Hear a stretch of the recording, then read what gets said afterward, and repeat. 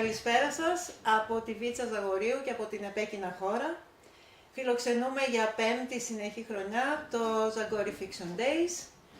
Φέτος με έναν διαγωνισμό σεναρίου, ο οποίος εκτελήχθηκε στη διάρκεια της χρονιάς και έδωσε τα αποτελέσματά του, τα ευτυχή του αποτελέσματα, τα οποία είμαστε σήμερα εδώ για να παρουσιάσουμε και να συζητήσουμε μαζί με τους σεναριογράφους που διακρίθηκαν. Μία συζήτηση την οποία θα συντονίσει ο Κώστας Δελιγιάννης από το Σερί Μπαλκάν, που δυστυχώς φέτος δεν είναι μαζί μας, αλλά έχουμε την τύχη να τον έχουμε διαδικτυακά. Ως ή παρόν λοιπόν ο Κώστας Δελιγιάννης.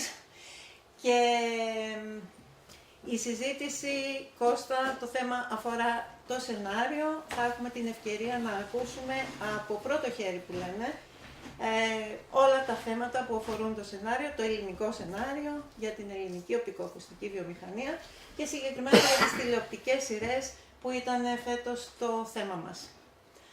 Να ξεκινήσει λοιπόν η συζήτηση. Ευχαριστώ, Παναγιώτα. Partner εδώ και 5 χρόνια, έτσι, να το λέμε αυτό. Λοιπόν, είδαμε πάρα πολλά πράγματα μαζί και ορισμένοι από τους παρόντες βραβευμένους είχαν συμμετάσχει με τον ένα ή τον άλλο τρόπο στην πρώτη, στη δεύτερη έκθεση, αν θυμάμαι καλά. Λοιπόν, και πάλι ευχαριστώ που είστε παρόντες και που είστε παρόντες την ώρα και συγχρόνως που γίνεται και το Φεστιβάλ Θεσσαλονίκης, εντάξει. Λοιπόν, και μπορέσατε να έρθετε, διότι όλη η Ελλάδα έχει δώσει ραντεβού στη Θεσσαλονίκη. Ορισμένοι δώσανε ραντεβού στη Βίτσα. Αυτό είναι πάρα πολύ ωραίο και ελπιδοφόρο και για μας και για άλλους. Λοιπόν, είχαμε η αλήθεια πει να ανοίξουμε μια συζήτηση που ήταν, θα λέγαμε, πιο εστιασμένη σε ένα ορισμένο θέμα της μυθοπλασίας και πώς αυτό βιώνεται, αλλά τελικά έγινε μια αλλαγή και ίσως καλύτερα αυτό, διότι θα μπορέσουμε, αφού έχουμε και τους 3 βραβευμένους παρόντες και δικτυωμένους και ορισμένους οι οποίοι δεν βραβεύτηκαν, αλλά ήταν κομμάτι αυτών των 17 διαγωνιζόμενων που τους ενδιαφέρει να ανταλλάξουν μαζί μας και ορισμένα πράγματα. Υποφελούμεθα λοιπόν της ευκαιρίας που έχουμε μαζί μας όχι μόνο τους 3 βραβευμένους, αλλά και τα μέλη της Κριτικής Επιτροπής. Να επαναλάβω ότι είναι η παρούσα με φυσική παρουσία η Μαρία η Κουφοπούλου. Δεν θα πω όλους τους τίτλους που είχε ως τώρα, αλλά θα πω μόνο ένα για τη Μαρία Κουφοπούλου. Είναι εμπειρογνώμων οπτικοακουστικών. Αυτό τα λέει όλα και νομίζω την καλύπτει. Αν έχει κάτι παραπάνω θα το προσθέσει. Έχουμε τον Κώστα τον Καραβίδα, καθηγητή Πανεπιστημίου Ελλήνων, τμήματος Φιλολογίας. Δουλεύει εδώ και χρόνια σχετικά με το θέμα της διασκευής βιβλίων ελληνικής μυθοπλασίας, ελληνικής λογοτεχνίας σε κινηματογράφο και τηλεόραση, όλο και περισσότερο τηλεόραση. Και έχουμε μαζί μας και τον, ελπίζω πολύ σύντομα σε λίγα λεπτά, τον Γιάννη τον Κώστα, παραγωγό της Στέφη, που είχαμε φιλοξενήσει και πέρυσι στην 4η έκδοση του Fiction Days.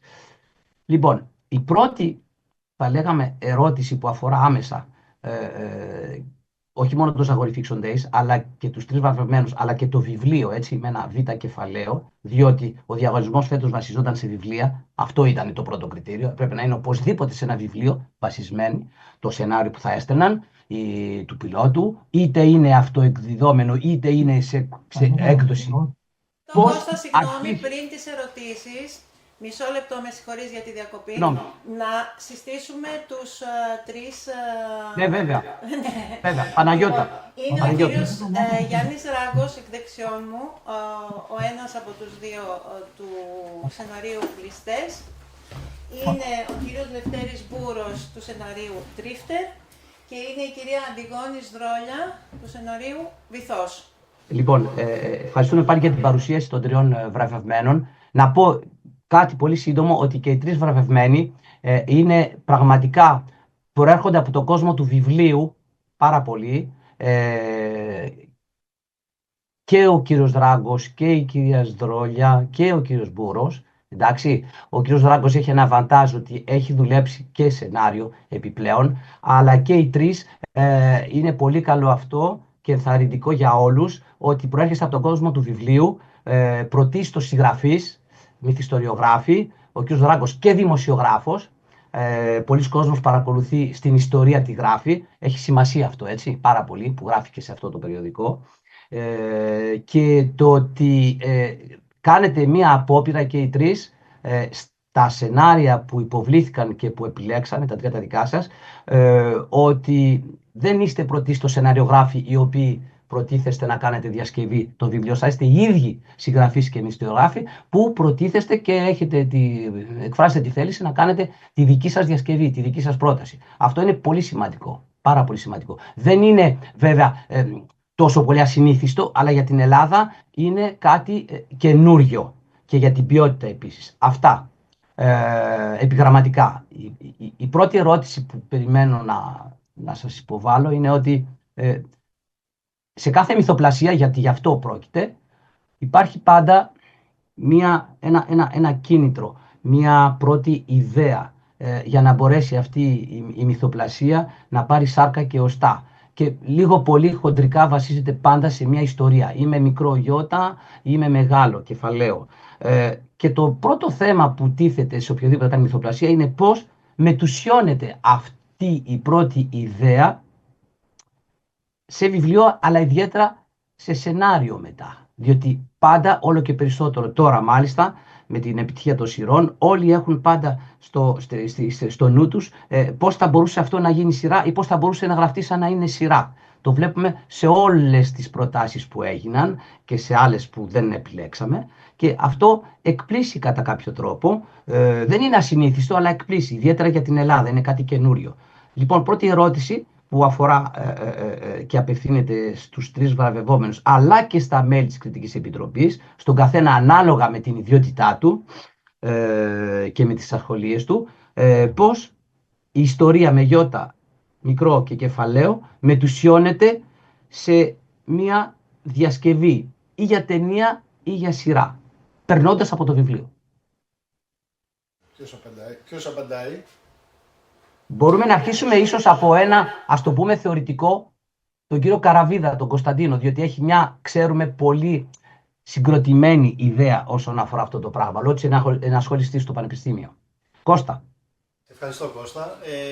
Καλά, η ερώτηση τώρα βέβαια είναι πάρα πολύ γενική και είναι ένα αντικείμενο ολόκληρο, ας πούμε, μελέτης και διδασκαλίας. Εγώ θα πω πολύ... ιστορία είναι και μικρό γιώτα και με μικρό γιώτα και μεγάλη ιστορία και μικροϊστορία και πολλά πράγματα. Εντάξει, θα πω πολύ σύντομα κάποια πολύ γενικά πράγματα. Είναι μια πάρα πολύ δύσκολη υπόθεση η διασκευή και στην πραγματικότητα μιλάμε για ένα άλλο κείμενο. Μιλάμε για ένα φιλμικό κείμενο, για ένα σενάριο που στην ουσία είναι μια άλλη γλώσσα, ένας άλλος κώδικας και θα μας τα πούν σίγουρα πολύ καλύτερα οι συγγραφείς εμπειρικά, νομίζω αυτό έχει μεγαλύτερο ενδιαφέρον. Σε μεγάλο βαθμό, και αυτό ενδεχομένως είναι και η τεράστια δυσκολία και το πολύ ενδιαφέρον των περιπτώσεων των συγγραφέων που οι ίδιοι μπαίνουν στη λογική να μεταφέρουν τα βιβλία τους στο σενάριο, είναι, κατά την αίσθησή μου και κατά τη γνώμη μου, είναι ένας άλλος κόσμος. Ένας άλλος κόσμος γιατί το λογοτεχνικό βιβλίο έχει το μυθιστόρημα έχει και το διήγημα μια αυτοτέλεια, απευθύνεται στον αναγνώστη και ο συγγραφέας βέβαια είναι ο απόλυτος κυρίαρχος του υλικού του. Το σενάριο είναι ένα από τα υλικά μιας ταινίας ή μιας τηλεοπτικής σειράς, προφανώς πολύ βασικό. Πολλές φορές το σενάριο δεν είναι ικανό να σε προδιαθέσει για τη σπουδαιότητα της ταινίας, όσο μάλλον το βιβλίο. Άρα μιλάμε για μια πολύ ξεχωριστή και πολύ ιδιαίτερη τέχνη. Δεν ξέρω πάρα πολλούς συγγραφείς Έλληνες που να είναι ικανοί να το κάνουν αυτό. Αυτό, κατά τη γνώμη μου, δίνει και μια προστιθέμενη αξία στους βραβευθέντες που, κατά την εκτίμησή μας, έχουν κάνει μια πάρα πολύ καλή δουλειά, ακριβώς επειδή σε πολύ μεγάλο βαθμό αφήσαν πίσω τους το λογοτεχνικό βιβλίο. Προσωπικά έχω διαβάσει μόνο τον Drifter, ως βιβλίο εννοώ, δεν έχω διαβάσει το πρωτότυπο, το πρώτο κείμενο, ας πούμε, το λογοτεχνικό. Ωστόσο, το σενάριο, η επιτυχία των σενάριων είναι αυτή, ότι το βιβλίο έχει μείνει πίσω, μιλάμε για μια άλλη γραφή, για έναν άλλο κώδικα, Είναι βέβαιο, θα μας τα πούν πολύ καλύτερα εμπειρικά, ότι χρειάζονται πολλές επινοήσεις, πολλά ευρήματα για να μπορέσεις να κάνεις μια διασκευή η οποία στην πραγματικότητα και ο όρος διασκευή είναι με ερωτηματικό, είναι ένα άλλο εντελώς κείμενο. Ναι, εγώ θέλω να συμπληρώσω, η Μαρία είμαι. Κώστα. Ναι. Και έχω δίπλα Μαρία μου και τον Κωστοπούλου. κύριο Κώστα, το Γιάννη που είναι κοντά μου. Γιάννης ο Κώστας, καλημέρα, καλησπέρα. Καλησπέρα. Κάλιο αργά παρά ποτέ. Έλα βρε, εντάξει. Σιγά Πάμε. το καλή αργά. Το ερχόμουν οπωσδήποτε, απλώς ξεκουραζόμουν. Το ξέρω. Πάμε. Μαρία, σε διακόψω. Λοιπόν, μέχρι να υποθεί αυτό το πάμε από τον παραγωγό ή το σκηνοθέτη, υπάρχει ένα πολύ μεγάλο διάστημα κυριολεκτικά και μεταφορικά και συμπληρώνοντας ό,τι είπε ο Κωνσταντίνος πριν, θα ήθελα να συμπληρώσω ότι εκτός του ότι αφορά σε έναν άλλο κόσμο, το σενάριο απευθύνεται και σε έναν άλλον κόσμο. Δηλαδή το αναγνωστικό κοινό είναι ένα τελείως διαφορετικό κοινό από το τηλεοπτικό και όχι μόνο και της πλατφόρμας. Θα προτιμούσα να μην... στα οπτικοακουστικά πια δεν λέμε τηλεοπτικές σειρές, γιατί όλα αυτά έχουν ανοιχθεί σε σειρές γενικότερα, έτσι, οπτικοακουστικές. Και έχουμε δηλαδή έναν παράγοντα που είναι το κοινό στο οποίο απευθυνόμαστε, διότι ένα σενάριο γράφεται με την ελπίδα να πάρει σάρκα και οστά, να γυριστεί ουσιαστικά, έτσι δεν είναι, θα μας πούν και ο Γιάννης ο Λευτέρης και η Αντιγόνη. Πράγμα το οποίο σημαίνει ότι έχω από πριν στο μυαλό μου το marketing και μέσα στο marketing, δηλαδή απευθύνομαι κάπου σε ένα βιβλίο, ίσως και να γίνει μια αυτοέκδοση και να το χαρώ εγώ και άλλοι 15 άνθρωποι. Όταν όμως ένας παραγωγός ή ένα κανάλι και εκ των επαγγελματικών εμπειριών μου ομιλώντας και φαντάζομαι και ο Κώστας το ίδιο μετά, επενδύσει πάρα πολλά χρήματα, έχουμε λοιπόν, έχει και άλλου είδους απαιτήσεις. Που αυτό σημαίνει ότι και εκεί διαφοροποιείται. Μπαίνει και ο παράγοντας προϋπολογισμός και χρήμα. Η ομαδική δουλειά και επίσης παρισφρίουν και πάρα πολλά άλλα πρόσωπα στη δημιουργική δουλειά, αυτό που ανέφερε ο Κωνσταντίνος, μέχρι το τελικό αποτέλεσμα. Οπότε μιλάμε, για να ολοκληρώσω, πράγματι για δύο διαφορετικούς, πολύ ωραίους κόσμους. Ο κύριος Μπούρος που τον είχαμε δει πριν από 4 χρόνια, έτσι, αν δεν κάνω λάθος, σχεδόν για το ίδιο βιβλίο, έτσι, νομίζω, ήταν σε μια συνάντηση και που διακρίναμε ότι θα υπήρχε μια συνέχεια για εκείνον, έστω μια προσωπική ρεβάνς για να το κάνει σειρά, εν πάση περιπτώσει. Τι γνώμη έχει για αυτό το πέρασμα από τη γραφή του μυθιστοριογράφου στη γραφή του σεναριογράφου? Κοιτάξτε, είναι πράγματι δύο διαφορετικοί κόσμοι. Εγώ το έμαθα με το δύσκολο τρόπο, που είναι ο εμπειρικός τρόπος. Δηλαδή, η πρώτη σκέψη που έχω τώρα έτσι ως σλόγγαν είναι το Kill your babies. Είναι κάτι που αυτοί που γράφουν το Kill your darlings. Your darlings, ναι, γράφουν. Αλλά το νόημα είναι, καταλαβαίνουμε το νόημα. Δηλαδή έπρεπε να πετάξω από πάνω μου πολλά από αυτά που αγαπούσα στο βιβλίο, ως μυθιστορηματικό έργο και να καταλάβω, να κατανοήσω ότι εν τέλει το κείμενο που έπρεπε να γραφτεί ήταν ουσιαστικά ένα εγχειρίδιο εργασίας για τον εκάστοτε σκηνοθέτη. Οπότε είναι πράγματι δύο διαφορετικοί κόσμοι, είναι πράγματι δύο πολύ όμορφοι κόσμοι, αλλά νομίζω ότι ο καθένας έχει τη δικιά του έτσι ομορφιά. Σημειωτέων, η προηγούμενη συνάντησή μας, που ήταν πράγματι το 20, ήταν το εναρκτήριο λάκτισμα για να με οδηγήσει σε αυτό στη σημερινή συνάντηση, γιατί ουσιαστικά τότε, για αυτούς που δεν το ξέρουν, που δεν ήταν εδώ, τότε η λογική ήταν ότι είχαμε ένα pitching στο οποίο συμμετείχαν οι εκδόσεις Bell, φέραν το δικό μου το βιβλίο. Είχαμε προετοιμάσει ένα πιλότο, όχι πιλότο, μία βίβλο πρακτικά που ήταν έτσι σε κάποια πλαίσια θεωρητικά. Αλλά από αυτό το στάδιο στο σήμερα πέρασε πολύς καιρός και το εξάμηνο που έδωσα στο να γράψω το ένα επεισόδιο πιλότο ήταν πράγματι έτσι πολύ λίγο χρονικό διάστημα, το συνειδητοποιώ τώρα. Αλλά κάθε αρχή και δύσκολη. Οπότε χαίρομαι πάρα πολύ που είμαι εδώ καταρχάς και σας ευχαριστώ ούτως ή άλλως. Η κυρία Σδρόλια που για μας ήταν μια έκπληξη, ας το πούμε, θα το πούμε και αργότερα, θα το πείτε και αργότερα μεταξύ σας στην απονομή των βραβείων, διότι ήταν αυτό που λέγαμε, δεν ήταν από αυτό τον κόσμο το γνωστό της πιάτσας, της οπτικοακουστικής και της γνωστής της εκδοτικής και έπεσε ένα πράγμα αλλιώτικο διαφορετικό. Υπερασπίστηκε ζωηρά και έντονα από πολλούς από τους κριτές μας, εννοείται, και φοβερά πρωτότυπο. Θα τα πείτε αργότερα αυτά. Τι γνώμη έχει σχετικά με αυτούς τους κόσμους, τους παράλληλους? Ένα πλεονέκτημα του να διασκευάζεις το δικό σου βιβλίο είναι ότι έχεις γνώση, ξέρεις τους χαρακτήρες, το παρελθόν τους, το τόξο μεταβολής των ηρώων σου, ξέρεις τα πάντα. Αυτό όμως είναι και δυσκολία.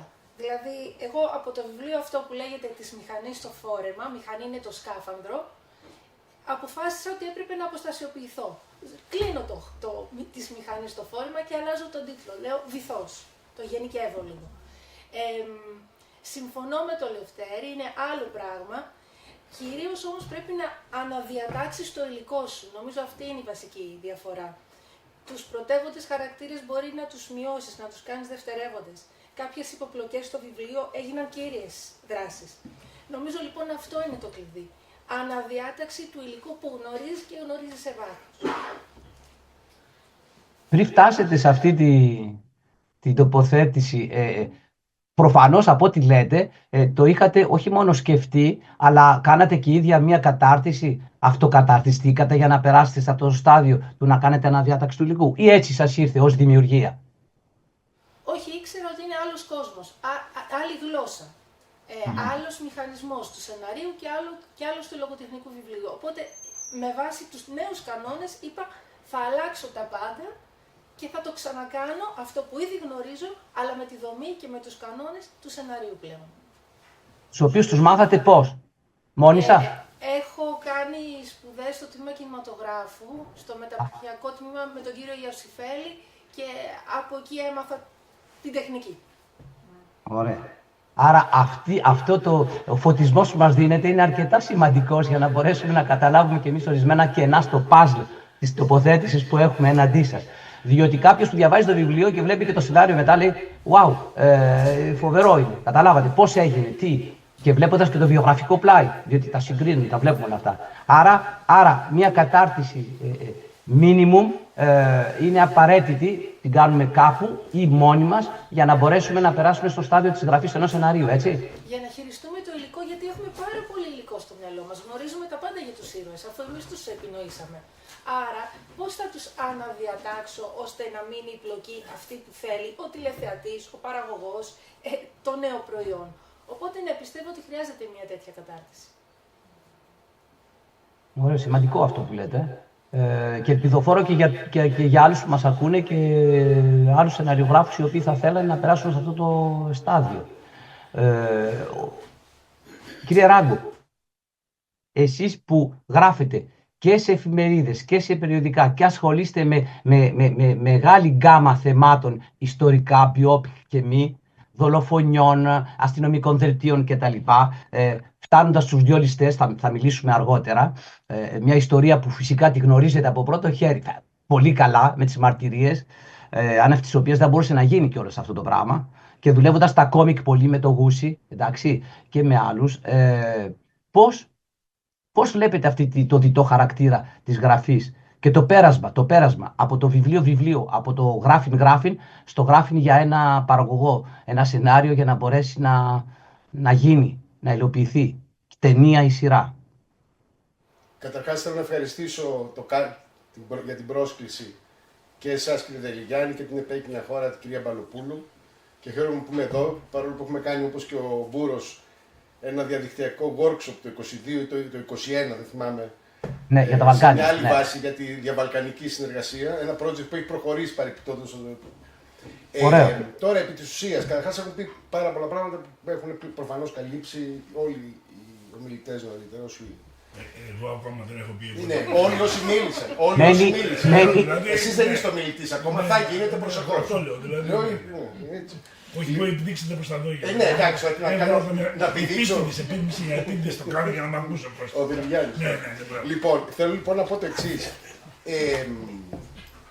Προφανώς η λογοτεχνία είναι ένα είδος γραφής, το σενάριο είναι ένα άλλο είδος γραφής, είναι δύο άλλοι κόσμοι. Θέλω να πω, μάλιστα έχω συχνά, επιτρέψτε μου τη λέξη εισαγωγικά, τσακώνομαι με διάφορους φίλους σεναριογράφους, γιατί εγώ υποστηρίζω, το πιστεύω σε μεγάλο βαθμό, δεν είμαι σεναριογράφος, είμαι συγγραφέας, αλλά ως προέκταση γραφικής, δηλαδή δεν είμαι με την έννοια της βασικής μου επαγγελματικής ενασχόλησης, αλλά ως προέκταση γραφικής μου δουλειάς, έχω γράψει αρκετά σενάρια και κινηματογραφία και τηλεοπτικά. Και για μικρού μήκους κτλ. Και παλιότερα με φίλους μικρομικάδες που ξεκινούσαμε μαζί και γράφαμε μαζί σενάρια, μαθαίναμε στο Κασίδια, την κεφάλαια του Σταυράκου, τη σχολή, είναι γνωστά αυτά. Μιλάω τώρα για την δεκαετία του 80 και 90, επειδή είναι παλαιότερο των υπολείπων εδώ φίλων. Όχι, των φίλων του Λευτέρη και της Αντιγόνης. Θέλω να πω λοιπόν το εξής. Λέω λοιπόν ότι το σενάριο είναι κατά βάση ένα τεχνικό κείμενο. Είναι ένα τεχνικό κείμενο. Δηλαδή, ένας άνθρωπος που δεν έχει ξαναδεί σενάριο ζωή του και του πει διάβασε ένα σενάριο, δεν θα καταλαβαίνει τίποτα. Δεν θα βλέπει off, ξέρω εγώ, voice over, VO, ξέρω εγώ, off, continued, ξέρω εγώ, σκηνή ένα εσωτερικό μέρα, ξέρω εγώ, σπίτι Νίκου, ξέρω εγώ. Όλα αυτά είναι τεχνική όρη. Είναι ένα τεχνικό κείμενο. Είναι όπως έλεγε και ένας φίλος σκηνοθέτης, είναι το πατρόν με βάση το οποίο γίνεται ένα φόρμα. Αν δεν γίνει το φόρμα, το πατρόν δεν έχει καμία αξία. Δηλαδή δεν μπορείς να πεις, μην δεις την ταινία, διάβασε το σενάριό της και είναι το ίδιο πράγμα. Δεν έχει δηλαδή την αυτοτελή σχέση που έχει ένα κείμενο λογοτεχνικό. Το λογοτεχνικό κείμενο έχει την ανεξάρτητος ποιότητάς του. Είναι ένα αυτοτελές είναι μια αυτοτελής δημιουργία. Τη διαβάζεις και την αξιολογείς. Τεχνικό και χρηστικό. Και χρηστικό. Δύο λέξεις. Ενσωματώνει αισθητικά βεβαίως πρότυπα, γιατί ενσωματώνει η χαρακτηρολογία, ενσωματώνει αυτό που είπε η κυρία Δρόλια, το τόξο των χαρακτήρων, συγκρούσεις, έτσι. Ενώ χαρακτηρολογικές συγκρούσεις κτλ. Έτσι, όλα αυτά που ξέρουμε στη μυθοπλασία κτλ. Στην κλασική φόρμα, τα τρία στάδια, τις τρεις πράξεις ενός έργου. Αυτά δεν ενσωματώνει. Αλλά πρωτογενώς δεν είναι έργο τέχνης, είναι ένα τεχνικό κείμενο. Επί τη βάση του οποίου δημιουργείται ένα έργο τέχνης. Το οποίο είναι η ταινία ή η σειρά. Αν και για τη σειρά, κατά πόσο είναι έργο τέχνης, οι σειρές γενικώς, όχι όλες, αλλά οι περισσότερες έχω μια σοβαρές επιφυλάξεις. Κύριε Γεράγκο, να σας διακόψω ένα λεπτό, συγγνώμη. Ναι. Πώς τότε εξηγούμε, αυτό πάντα με είχε εκπλήξει, από τη δικτατορία μέχρι σήμερα, τα φοιτητικά μου χρόνια, πώς πέφταμε και τρελά αναζητούσαμε βιβλία, σενάρια του Μπέρκμαν στις εκδόσεις Κάμερα Στυλό, που πρωτοβγαίνανε τότε, εντάξει, στις εκδόσεις Κάγκος, και τα διαβάζαμε ως λογοτεχνικά κείμενα, διότι αφενός δεν είχαμε τίποτα άλλο, εντάξει, και αφετέρου και ο Μπέρκμαν δεν έγραφε βιβλίο, έκανε σενάρια και τα σενάρια ήταν ακρεφνή λογοτεχνικά κείμενα. Τα διαβάζαμε ως τι αυτά και όχι τίποτα άλλο. Προφανώς όπως και τα σενάρια του Αγγελόπουλου, που εμένα δεν μου αρέσει προσωπικά το σινεμά που κάνει, εκτός από τις πρώτες του ταινίες μεταξύ άλλων. Ή του Γουντιάλη. Όχι, λέω για τον Αγγελόπουλο, επειδή είμαστε και στη Βίτσα που γυρίστηκε ένα μέρος της πρώτης του ταινίας, ναι. Μεγάλου μήκους, στην αναπαράσταση. Παρεπιθυντικά. Αλλά έχοντας διαβάσει σενάρια, τα σενάρια του Αγγελόπουλου είναι 10 σελίδες και είναι γραμμένα σε πεζό λόγο. Δεν έχουν καμία. Πάμε, κυκλοφορούν δηλαδή. Δεν έχουν καμία τεχνική προδιαγραφή όπως την ξέρουμε στα σενάρια. Δηλαδή, αν διαβάσει κανείς το σενάριο της αναπαράστασης, είναι σαν να διαβάζει ένα διήγημα 10 σελίδων. Και είναι το σενάριο της αναπαράστασης. Έτσι. Είναι εξαίρεση αυτό ή μπορεί να γίνει και καλά? Για μένα, ναι, από την εμπειρία που έχω, νομίζω ότι είναι εξαίρεση. Τα σενάρια γράφονται με τον συγκεκριμένο τρόπο, σκηνή ένα εσωτερικό μέρα σπίτι Νίκου. Τουλάχιστον στην κλασική βιομηχανία. Στην κλασική βιομηχανία, ναι, προφανώς. Ναι. Όχι στο δημιουργικό σινεμά. Ναι, σύμφωνο. Ή ας πούμε σε ένα σινεμά που γίνεται με αυτοσχεδιαστικούς όρους, υπάρχει ένα πολύ χοντρικό treatment, ας πούμε, και μετά με βάση μέσα από τις πρόβες και τα λοιπά δουλεύονται οι σκηνές και ουσιαστικά βγαίνουν πάνω στο γύρισμα σκηνές, ας πούμε, με βάση ένα χοντρικό treatment, ας πούμε. Και μια και εδώ εκπροσωπώ και τον Γιώργο τον Γούσο που το υπογράψαμε ζωή το σενάριο. Έτσι δούλεψε, επειδή ο Γιώργος Γούσος έκανε μια ταινία βραβευμένη και πολύ επιτυχημένη πριν από 2 χρόνια, τα Μαγνητικά Πεδία. Και το ξέρω γιατί το συζητάγαμε. Έτσι το δούλεψε, με ένα πολύ χοντρό treatment και οι σκηνές όλες βγήκαν στις πρόβες των γυρισμάτων, ας πούμε. Με τον αυτοσχεδιασμό των ηθοποιών κτλ. Βασισμένοι βέβαια πάντα στο treatment αυτό που υπήρχε κτλ. Γι' αυτό και στους τίτλους της ταινίας το σενάριο του συνυπογράφουν και οι ηθοποιοί. Ας πούμε, γι' αυτό το λόγο. Αλλά λέω για το κλασικό αυτό που είπε η Μαρία, για το κλασικό, για την κλασικό τρόπο σενάριο. Επομένως, θέλω όμως από αυτό ήταν μια διαπίστωση ότι είναι ένα τεχνικό κείμενο. Που ενσωματώνει κατά τη γνώμη μου, ενσωματώνει προφανώς αισθητικούς όρους, αλλά είναι ένα τεχνικό κείμενο. Τώρα, συγγνώμη, ναι. που και η Αντιγόνη το χαρακτήρισε ως προϊόν. Ήμουνα σίγουρη ότι κάπως θα το σχολιάσεις. Γιατί είναι ένα προϊόν. Και δεν έχει αυτοτελή αξία. Ξαναλέω, αν το σενάριο δεν είναι οπτικοποιηθεί, το πετάς, δεν έχει κανένα νόημα, δεν το κρατάς.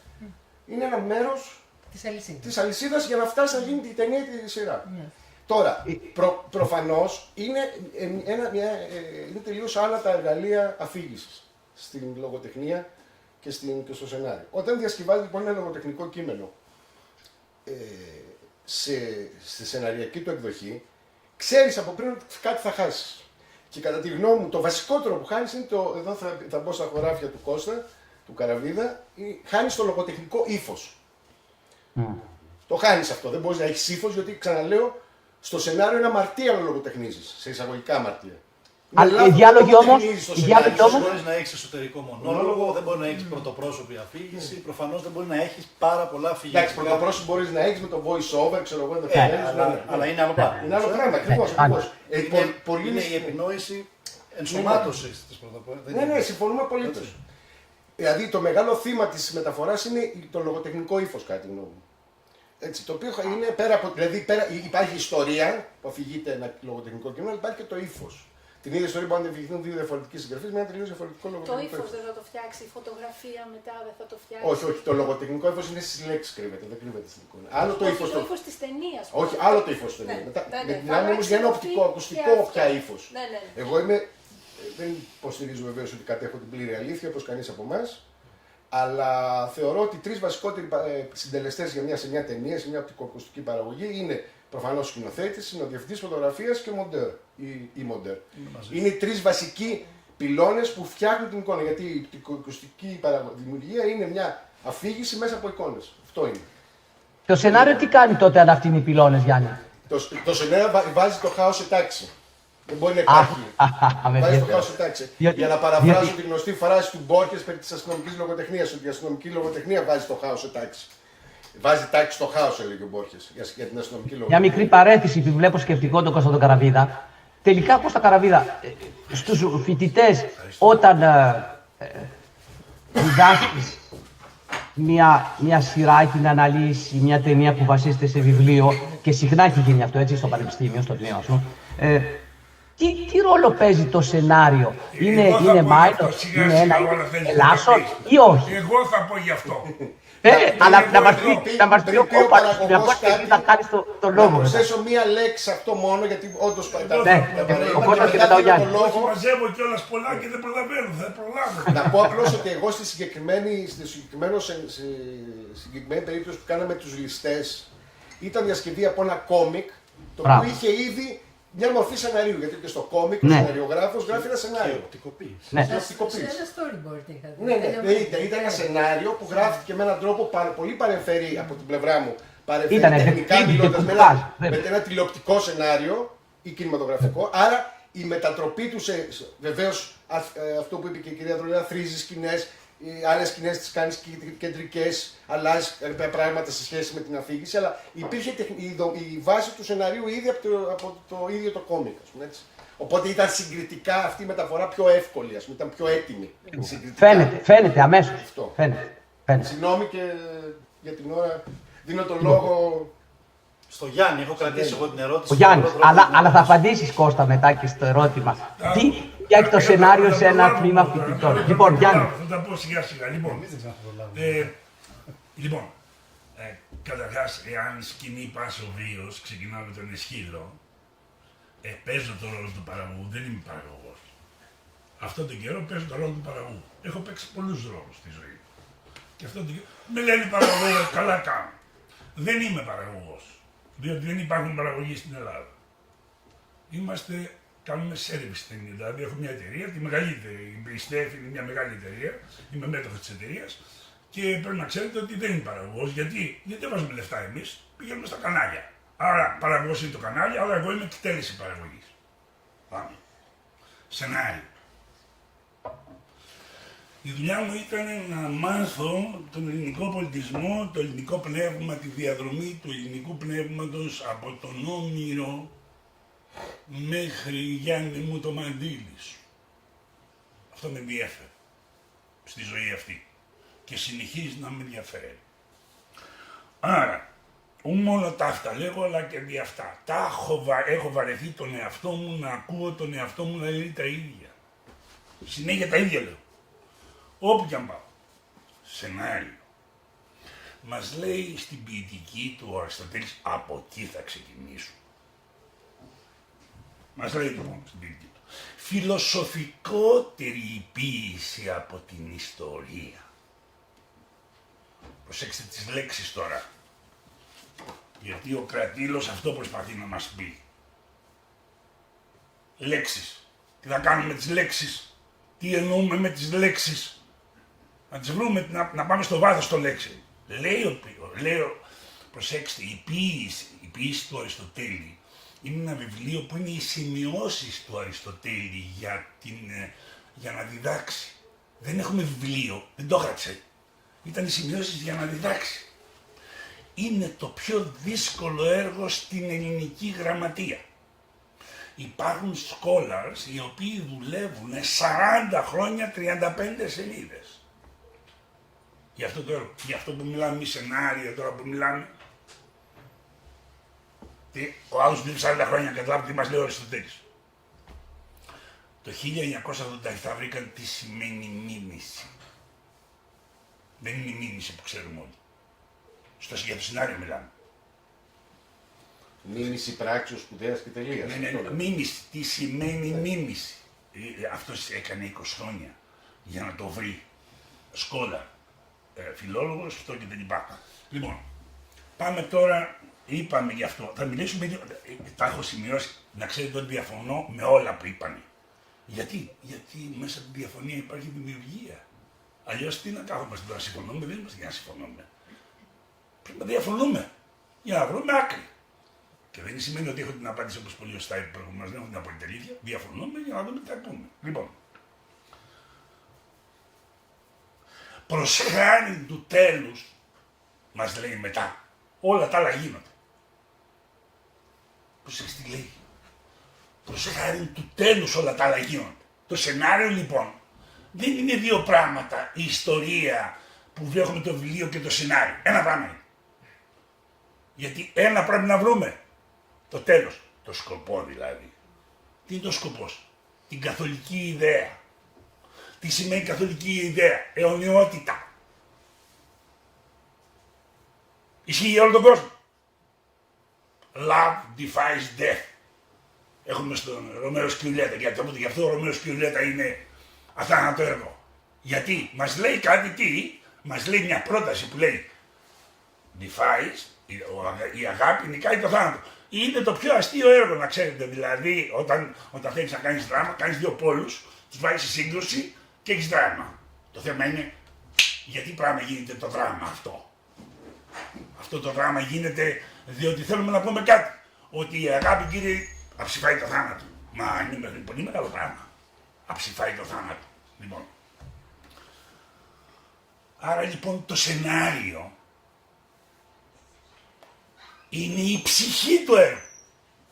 Και δεν πετυχαίνει ποτέ το έργο. Γιατί πάλι στην ποιητική του μας λέει δεν χρειάζεται οι όψεις. Τι μας λέει, το κείμενο κύριε, στην ποιητική του μας το λέει αυτό. Το κείμενο κύριε πρέπει να το διαβάσεις και να σου σηκώνει την τρίχα. Εάν δεν σου σηκώνει την τρίχα, πέτα το. Και δεν χρειάζεται η σκηνοθεσία. Ο σκηνοθέτης και ο διευθυντής φωτογραφίας και όλοι αυτοί είναι πολύ δευτερεύοντες παιδιά μπροστά στο κείμενο. Μπροστά στην ιστορία. μπροστά τι θέλει να πει ιστορία και τα είπαν εδώ αυτά. Αλλά εγώ τα σπούδασα στην Αμερική για πολλά χρόνια. Και το λέω αυτό για την Αθήνα, τη βρήκα εκεί. Θέλω να το τονίσω για να σου πω ότι πήγα στην Αμερική, γιατί εγώ είμαι αρτινός. Απ' Νάρτα. Πήγα στην Αμερική να σπουδάσω ελληνικά. Εκεί τα μαθαίνεις αυτά. Σου λένε δηλαδή σενάριο. Τι θα κάνεις με το σενάριο. Λοιπόν, άρα το σενάριο είναι η ψυχή του έργου. Μετά έρχεται ο σκηνοθέτης. Ο σκηνοθέτης είναι εμπειρική τέχνη. Δεν κάνει τίποτα. Πέντε σπούδασε και σκηνοθέτης. Αν και σενάριο. Αν και φιλοσοφία. Με πήρε ο δρόμος δηλαδή. Γιατί όταν λέω πήγα να γίνω ηθοποιός. Λέω ηθοποιός, μα ηθοποιός τι θα μάθω. Θα μάθω, θα διαβάσω τα κείμενα, να μάθω. Είδα ότι και αυτοί που με διδάσκαν όμως δεν ξέραν. Οπότε λέω πάω να γίνω σκηνοθέτης. Σπουδάζω εδώ σκηνοθέτης, καλά εδώ δράστηκε, μην το συζητάμε. μετά πήγα στην Αμερική, σπούδασα σκηνοθέτης και εκεί μάλιστα. Λοιπόν, ο σκηνοθέτης θέλει τα πράγματα στη σκηνή, το λέει κρατήλος. Πρέπει να ξέρουμε επίσκεψη, αρχή παιδίαση των ονομάτων επίσκεψης. Σκηνοθετώ. Θέτω τα πράγματα στη σκηνή. Ευχαριστώ πολύ. Ποια πράγματα σκεφτείς. Τις ιδέες και θέτεις. Τα νοήματα και άμα δεν σου κόβει δεν θα καταλάβεις τίποτε. Θα βάλεις τα πράγματα στη σειρά. Δεν γράφει πράγματα ο σεναριογράφος. Δεν γράφει καθέκαστα. Γράφει τα καθέκαστα για να μιλήσει για το καθόλου. Γράφει τα καθέκαστα για να μιλήσει για το καθόλου. Το σενάριο λοιπόν είναι η ψυχή του έργου. Και γιατί έχουμε τρεις πράξεις. Γιατί έχουμε τρεις πράξεις. Πρέπει να ξέρουμε και αυτό. Όταν κάνουμε τις πράξεις. Να το ξέρουμε. Γιατί όλη η ζωή μας είναι σε τρεις πράξεις. Θα πάτε στην τουαλέτα, σε τρεις πράξεις θα πάτε. Θα πάτε να φάτε, σε τρεις πράξεις θα πάτε. Η ζωή μας σε τρεις πράξεις είναι. Η μέρα σε τρεις πράξεις είναι. Η νύχτα σε τρεις πράξεις είναι. Όλα σε τρεις πράξεις είναι. Γι' αυτό και έχουμε και τριαδικό Θεό. Έχουμε τρία πρόσωπα, ένα. Λοιπόν, δεν έχω να πω τίποτα άλλο. Αυτά, η ψυχή το είπαμε, το απαντήσαμε, η ψυχή του έργου είναι το σενάριο. Το σενάριο δεν κάθεται να γράψει τα καθέκαστα, ούτε γράφει τη σειρά των γεγονότων. Γιατί διαβάζουμε, ξέρω εγώ, που είπατε προηγουμένως στην αρχή, Μπέρκμαν. Γιατί ο Μπέρκμαν τι μας λέει με την 7η σφραγίδα, το θυμάστε? Τι μας λέει, ποιο είναι το κόνσεπτ? Θέλω γνώση, δεν θέλω πίστη. Αυτό είναι το κόνσεπτ. Ξεχάστε τα άλλα όλα, παιδιά. Δεν έχουν νόημα. Αν γίνεται στην παραλία, δεν γίνεται στην παραλία και γίνεται αυτό πάνω σε κάτι βουνά ή πάνω στα δέντρα. Δεν έχει τίποτα. Γι' αυτό λέει δεν χρειάζεται οι όψεις. Δεν είναι τυχαίο το ότι μας λέει ο Αριστοτέλης, δεν χρειάζεται οι όψεις. Μας λέει όπου και αν το βάλεις αυτό μετά, έχεις να πεις κάτι. Γι' αυτό και λέμε εδώ στον τόπο μας, λέει, τι θέλει να πει ο ποιητής, μωρέ παιδιά, με αυτό που έγραψε. Τι θέλει να πει ο ποιητής. Το σενάριο λοιπόν. Το σενάριο δεν το πετάμε. Το σενάριο είναι, πώς να σας πω, η μετουσίωση των γεγονότων σε ιδέα, σε νόημα, σε σημασία. Όλοι γι' αυτό ζούμε. Δεν ζούμε για τα πράγματα. Μιλάμε για τη σημασία των πραγμάτων. Μιλάμε για το νόημα των πραγμάτων. Αυτά. Τα ίδια λέω παντού. Όχι να διακόψω, να κλείσω αυτό λέγοντας ότι επειδή καλύτερη οδή και εγκόμιο για το σενάριο ως ψυχή ταινίας ή σειράς πραγματικά δεν έχουμε ακούσει κάπως από παραγωγό, έτσι, από παραγωγό. Αλλά όχι τυχαία, όχι τυχαία το Γιάννη τον Κώστα που τον ακούσαμε και πέρυσι και πρόπερσι και στην αλήθεια και σε ορισμένους φάνηκε πολύ, ήρθαν και μου είπανε πολύ φουριόζος και πολύ φουγκάοζος ο Γιάννης ο Κώστας. Λέω ναι. Και εγώ στην αρχή το είδα, διότι είχαμε και άλλο χρονικό διάστημα, ήταν 16 οι συνομιλητές, έπρεπε ο καθένας να πάρει το λόγο κτλ. Το έβλεπα και λίγο, το στρεσάριζα θα έλεγα. Τώρα, ακούγοντας το δεύτερη φορά, πραγματικά, σαν εισαγγελέα με την καλή έννοια, πραγματικά βλέπω και διαπιστώνω ότι καλό θα ήταν να υπάρχει μια υπενθύμηση σε όλες τις διαστάσεις ποιητικής του Αριστοτέλη, να τη διαβάζουν ολόκληρη. Είτε στη σχολή του Σταυράπου, είτε στη σχολή στη Γαλλία, στη Φεμής, εκεί προσέχουν περισσότερο. Διότι βάζουν καθηγητές φιλολογίας και έρχονται και διδάσκουν. Να το πω αυτό έτσι, να το υπενθυμίσω. Προσκαλώ του Κωνσταντίνου του Καραβίδα, αλλά πραγματικά είναι γεγονός ότι πρέπει να γυρίσει το σενάριο, να ξαναμπεί σε μια βάση, ναι, τεχνικό κείμενο, ναι, αλλά τι λες μέσα στο τεχνικό κείμενο. Σίγουρα μαθαίνεις τους τρόπους, είτε στην Αμερική, είτε στη Γαλλία, είτε στην Ελλάδα, είτε στην Αγγλία. Αλλά το θέμα είναι, αν δεν υπάρχει πραγματικά ένα μίνιμουμ παιδείας του τι είναι το κόνσεπτ, τι το ένα το ένα το άλλο και μια ευρύτητα παιδείας, πραγματικά υπάρχει πρόβλημα. Και ίσως εκεί είναι και το ένα από τα προβλήματα του ελληνικού σενάριου. Όπως το γαλλικό σενάριο έχει άλλα προβλήματα. Εντάξει. Αλλά αυτό θα ήθελα να το συζητήσουμε πέραν έτσι και του Γιάννη του Κώστα, του Κώστα του Καραβίδα, που σίγουρα το συναντά αυτό το πρόβλημα, εντάξει, στις διασκευές που αναλύει με τους φοιτητές του, και ότι πέραν υπάρχει ένα πρόβλημα πώς θα μπορέσει να μεταφυτευθεί η έννοια του σενάριου ως ναι μεν τεχνικό κείμενο, αλλά απαραίτητος κόμβος, κομμάτι, κρίκος της αλυσίδας του πώς συντάσσεται αυτή η γραφή από το βιβλίο στο σενάριο και από το βιβλίο στο σενάριο. Κώστα, σε σχέση με αυτό το θέμα, είναι το σενάριο το μοτέρ, είναι η ψυχή, ας το μοτέρ, είναι ή όχι?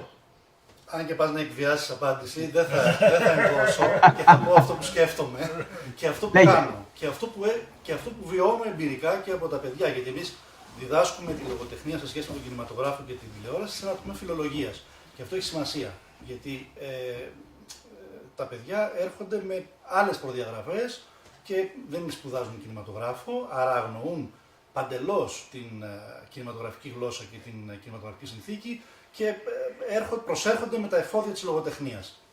Έχω την αίσθηση, θα πω τη δική μου βεβαιότητα, δεν είναι αίσθηση, ότι βεβαίως και το σενάριο είναι ένα πολύ σημαντικό στοιχείο της ταινίας. Δεν νομίζω ότι και ο Γιάννης Οράγκλος το υποβαθμίζει, έτσι, προφανώς δεν.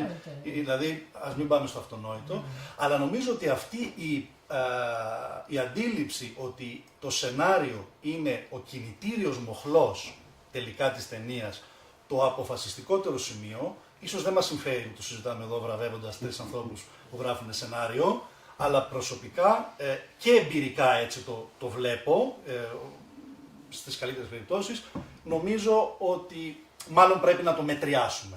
Δεν σημαίνει ότι δεν πρέπει να έχει ένα ζωντανό σενάριο. Πράγματι λείπουν τα σενάρια. Εγώ θα έλεγα, όπως λείπουν τα σενάρια από τον κινηματογράφο, λείπουν και από τη λογοτεχνία τα έργα, ας πούμε, που έχουν αυτό που θα φτιάξει ένα καλό σενάριο. Πλοκή. Έχουμε πολύ συχνά στη λογοτεχνία στην ελληνική έργα με εξαιρετικούς χαρακτήρες, με εξαιρετικά πρόσωπα, πολύ ωραίες σκιαγραφίσεις εποχών κλπ. Πονάμε στην ελληνική λογοτεχνία στην πλοκή. Ένα στοιχείο, ας πούμε, που είναι πάρα πολύ βασικό για να φτιαχτεί ένα δυνατό σενάριο. Νομίζω σε αυτό έχει βάλει τα χεράκια του και ο μοντερνισμός. Βεβαίως, συμφωνώ, απολύτως. Δεν έχω καμία αντίρρηση. Και όχι μόνο όμως. Υπάρχει μια δυναμία εγγενής της ελληνικής πεζογραφίας, ιστορικά προσδιορισμένη. Είναι άλλη μεγάλη συζήτηση αυτή που δεν έχει νόημα να την κάνουμε. Έχω την αίσθηση ότι αυτό που λέω επιβεβαιώνεται από την εξής εμπειρική πραγματικότητα. Πάρα πολύ συχνά οι συγγραφείς, σεναριογράφοι, παύλα σεναριογράφοι ή συγγραφείς που είναι σεναριογράφοι βλέπουν το σενάριό τους όταν πια φτάνει η στιγμή της υλοποίησης να προσαρμόζεται από τα υπόλοιπα τεχνικά μέλη της ταινίας. Από την παραγωγή, από το σκηνοθέτη, από τους υπόλοιπους βασικούς συντελεστές της ταινίας. Σε σημείο που πολλές φορές να είναι και αποτρεπτικό για έναν συγγραφέα. Τώρα εδώ ρίχνω, ο Γιάννης έχει και εμπειρία φαντάζομαι και μπορεί να πει περισσότερα πράγματα. Είναι αποτρεπτικό από το να μπει στη λογική, είτε για αυτό το τόλμημα που έχετε κάνει εσείς, και το θεωρώ τόλμημα προσωπικά, να προσπαθείς ο ίδιος να μεταφέρεις το βιβλίο σου, είτε να το δώσεις να μεταφερθεί από κάποιον άλλο. Θέλω να πω δηλαδή ότι πολύ συχνά στα σενάρια, το σενάριο χάνεται στον δρόμο κάπου. Ειδικά όταν μιλάμε για τηλεόραση. Επειδή δεν ξέρει σκηνοθέτης να διαβάσει, Γιάννη. Δεν είμαι βέβαιος. Δεν είμαι βέβαιος. Τουλάχιστον αφού κάνω τη δουλειά αυτή. Παραγωγός την κάνει. Κάθε μέρα κάνω αυτή τη δουλειά. Κάθε μέρα. Δηλαδή κάνω σίγουρα. Από την άποψη αυτή, το αντιστρέφω λιγάκι. Δεν ξέρει να διαβάσει. Γυρίζει λίγο το ερώτημα στην εταιρεία παραγωγή. Πολύ καλά θεωρητικά, εγώ δεν έχω καμία αντίρρηση. Αν και φαντάζομαι ότι ο Αριστοτέλης έχει στο μυαλό του την αρχαία τραγωδία και όχι την τηλεοπτική σειρά, που είναι ένα είδος της μαζικής κουλτούρας και της μαζικής κατανάλωσης, άρα μιλάμε για τελείως διαφορετικές προδιαγραφές. Μην φαντασιωνόμαστε ότι η τηλεοπτική σειρά είναι ο αντικαταστάτης της αρχαίας τραγωδίας. Η τηλεοπτική σειρά έχει κερδίσει τη μάχη της μυθοπλασίας σήμερα, στο συνολικό πεδίο της κουλτούρας εννοώ. Αν είναι παιδί του Δουμά η σειρά, χωρίς τον Δουμά δεν θα υπήρχε σειρά. Συγγνώμη, Κώστα. Χωρίς τον Αλέξανδρο Δουμά που έκανε τις καθημερινές φυλάδες δεν θα υπήρχε. Σύμφωνοι. Αλλά λέω, επιμένοντας λίγο στην τεχνική διάσταση και τη χρηστική διάσταση του σεναρίου, νομίζω ότι αυτό αποτυπώνεται από πάρα πολλούς συγγραφείς που έχουν μεταφερθεί λογοτεχνικά τους έργα και δεν μπόρεσαν ή το χάσαν κάποια στιγμή το τι έχει γίνει και επομένως λειτουργεί αποτρεπτικά, γιατί ακριβώς, πολύ σωστά, είναι μια άλλη γλώσσα, ένας άλλος κώδικας που απαιτεί άλλα υλικά. Θεωρώ, για να κλείσω, ότι σπανιότατα τα μεγάλα λογοτεχνικά έργα έχουν τύχη επιτυχημένων κινηματογραφικών και τηλεοπτικών μεταφορών, μολονότι είναι μεγαλειώδη και έχουν όλα αυτά τα στοιχεία που λέει ο Γιάννης ο Κώστας, τα υψηλά νοήματα, τα υψηλά μηνύματα, και αυτό διότι δεν έλαβαν υπόψη, δεν ελήφθη υπόψη ή δεν μπορεί πρακτικά. Θεωρώ ότι όσο μεγαλύτερα περιθώρια σου αφήνει και δεν είναι αριστούργημα της λογοτεχνίας ένα κείμενο, τόσο πιο εύκολα νομίζω ή τόσες περισσότερες πιθανότητες έχει να μεταφερθεί με μεγαλύτερη επιτυχία, άρα να αφήσει στον σεναριογράφο, στον σκηνοθέτη, στους υπόλοιπους συντελεστές έναν ρόλο πρωταγωνιστικό τελικά στο τελικό δημιούργημα που είναι η ταινία. Να αναφέρουμε δύο παραδείγματα ανθρώπων που πέτυχαν. Μια κουβέντα με όλη μου την αγάπη και την εκτίμηση. Να τελειώνει αυτή η ιστορία με την τραγωδία και τάχα τα μεγάλα νοήματα.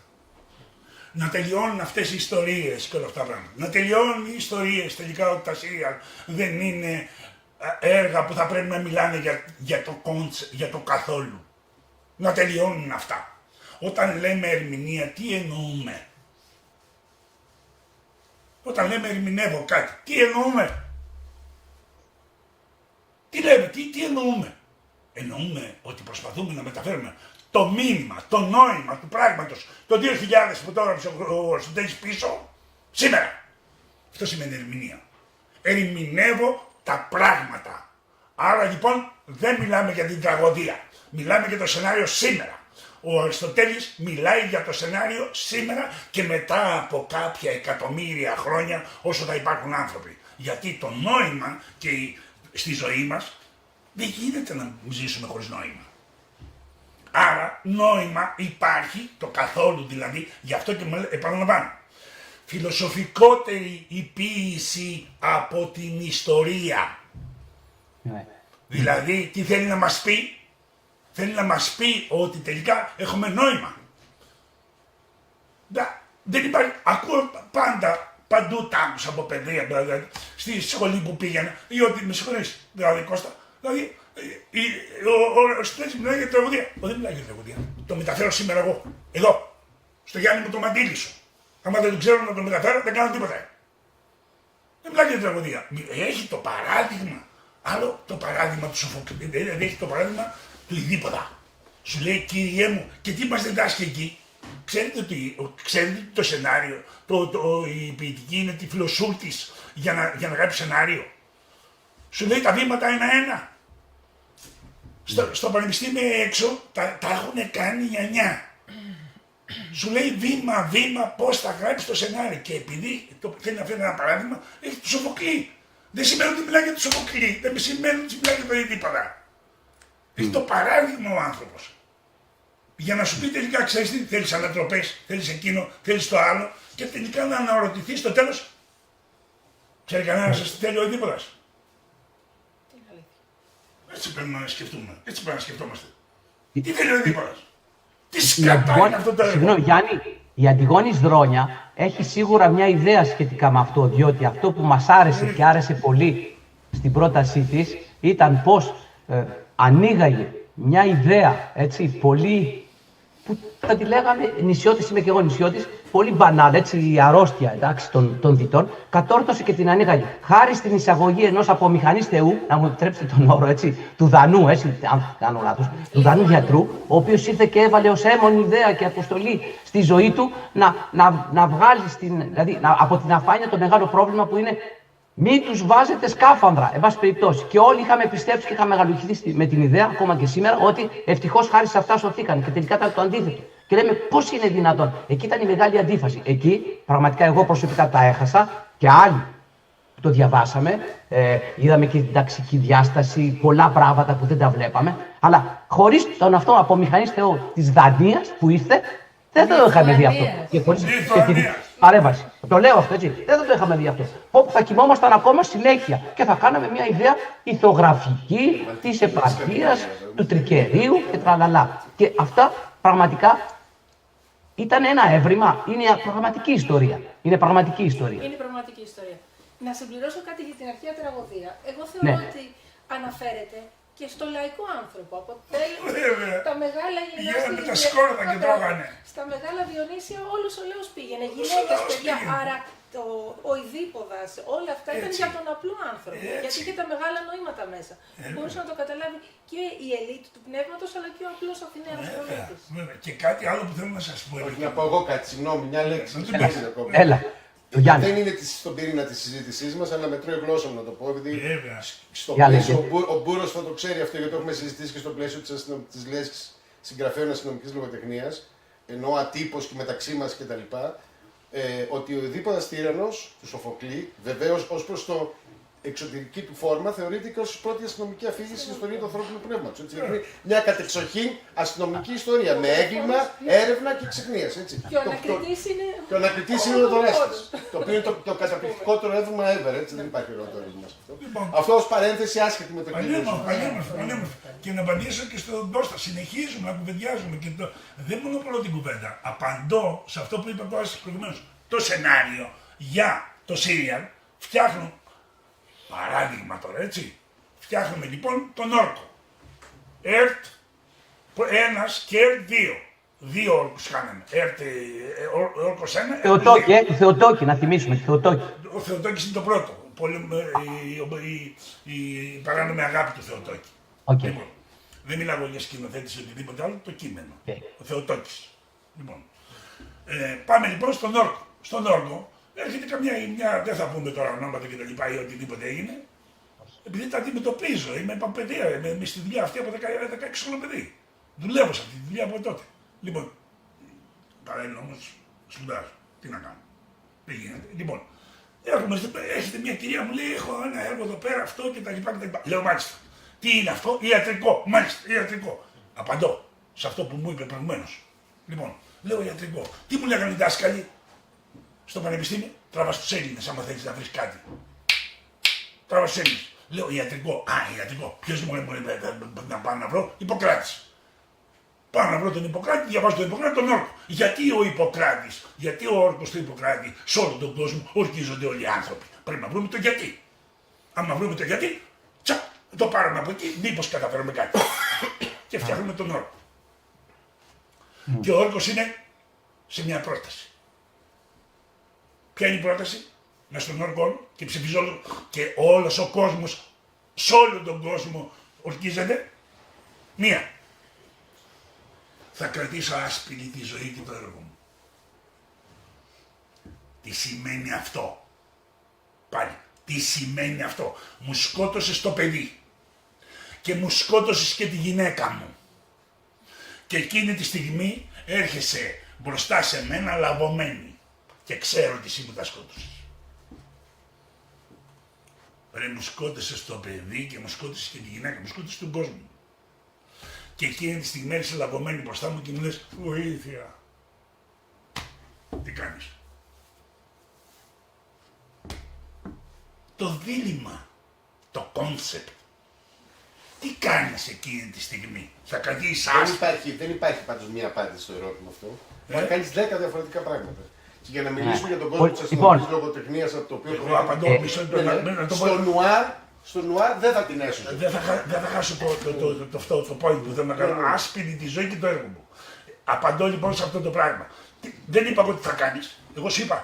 Στη σεναριακή του εκδοχή μιλάω. Ναι. Εγώ σου λέω το ερώτημα που τίθεται. Αυτό παιδιά είναι σέρια. Δεν κατάλαβε κανένας τίποτε. Στους δύο Γιάννηδες. Συγγνώμη, να πω κάτι στους δύο Γιάννηδες. Και να κλείσουμε.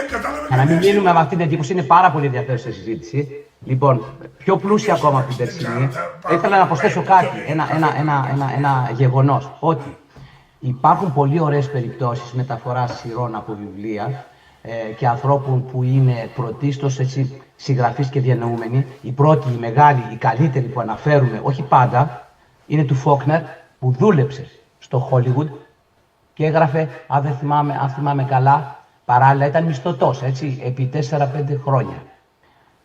Σεναριογράφος εξαιρετικός. Του είχαν μεγάλη εμπιστοσύνη, τρομερή εμπιστοσύνη, αλλά είχε μια διπλή ζωή. Πήγαινε και έγραφε, εντάξει, τα σενάρια, τις ώρες που έπρεπε να τα γράψει, και αμέσως μετά έκανε switch off και έγραφε τη Βουή και την Αντάρα, ή το Καθώς Ψυχοραγώ. Το Καθώς Ψυχοραγώ. Λοιπόν, το Καθώς Ψυχοραγώ μεταφέρθηκε, η Ψυχή Αντάρα επίσης 2-3 φορές, όχι από τον ίδιο εννοείται, αλλά εκείνη την περίοδο δούλευε, εντάξει, με Montgomery Clift ο άνθρωπος και σενάρια τα οποία τα είδαμε όλοι με μεγάλο ενδιαφέρον. Τώρα έχουν πέσει σε μια αφάνεια. Είναι μια κλασική, εξαιρετική περίπτωση όπου ένας συγγραφέας ξέρει τι γράφει όταν γράφει για το βιβλίο και ξέρει τι γράφει όταν γράφει για το Hollywood.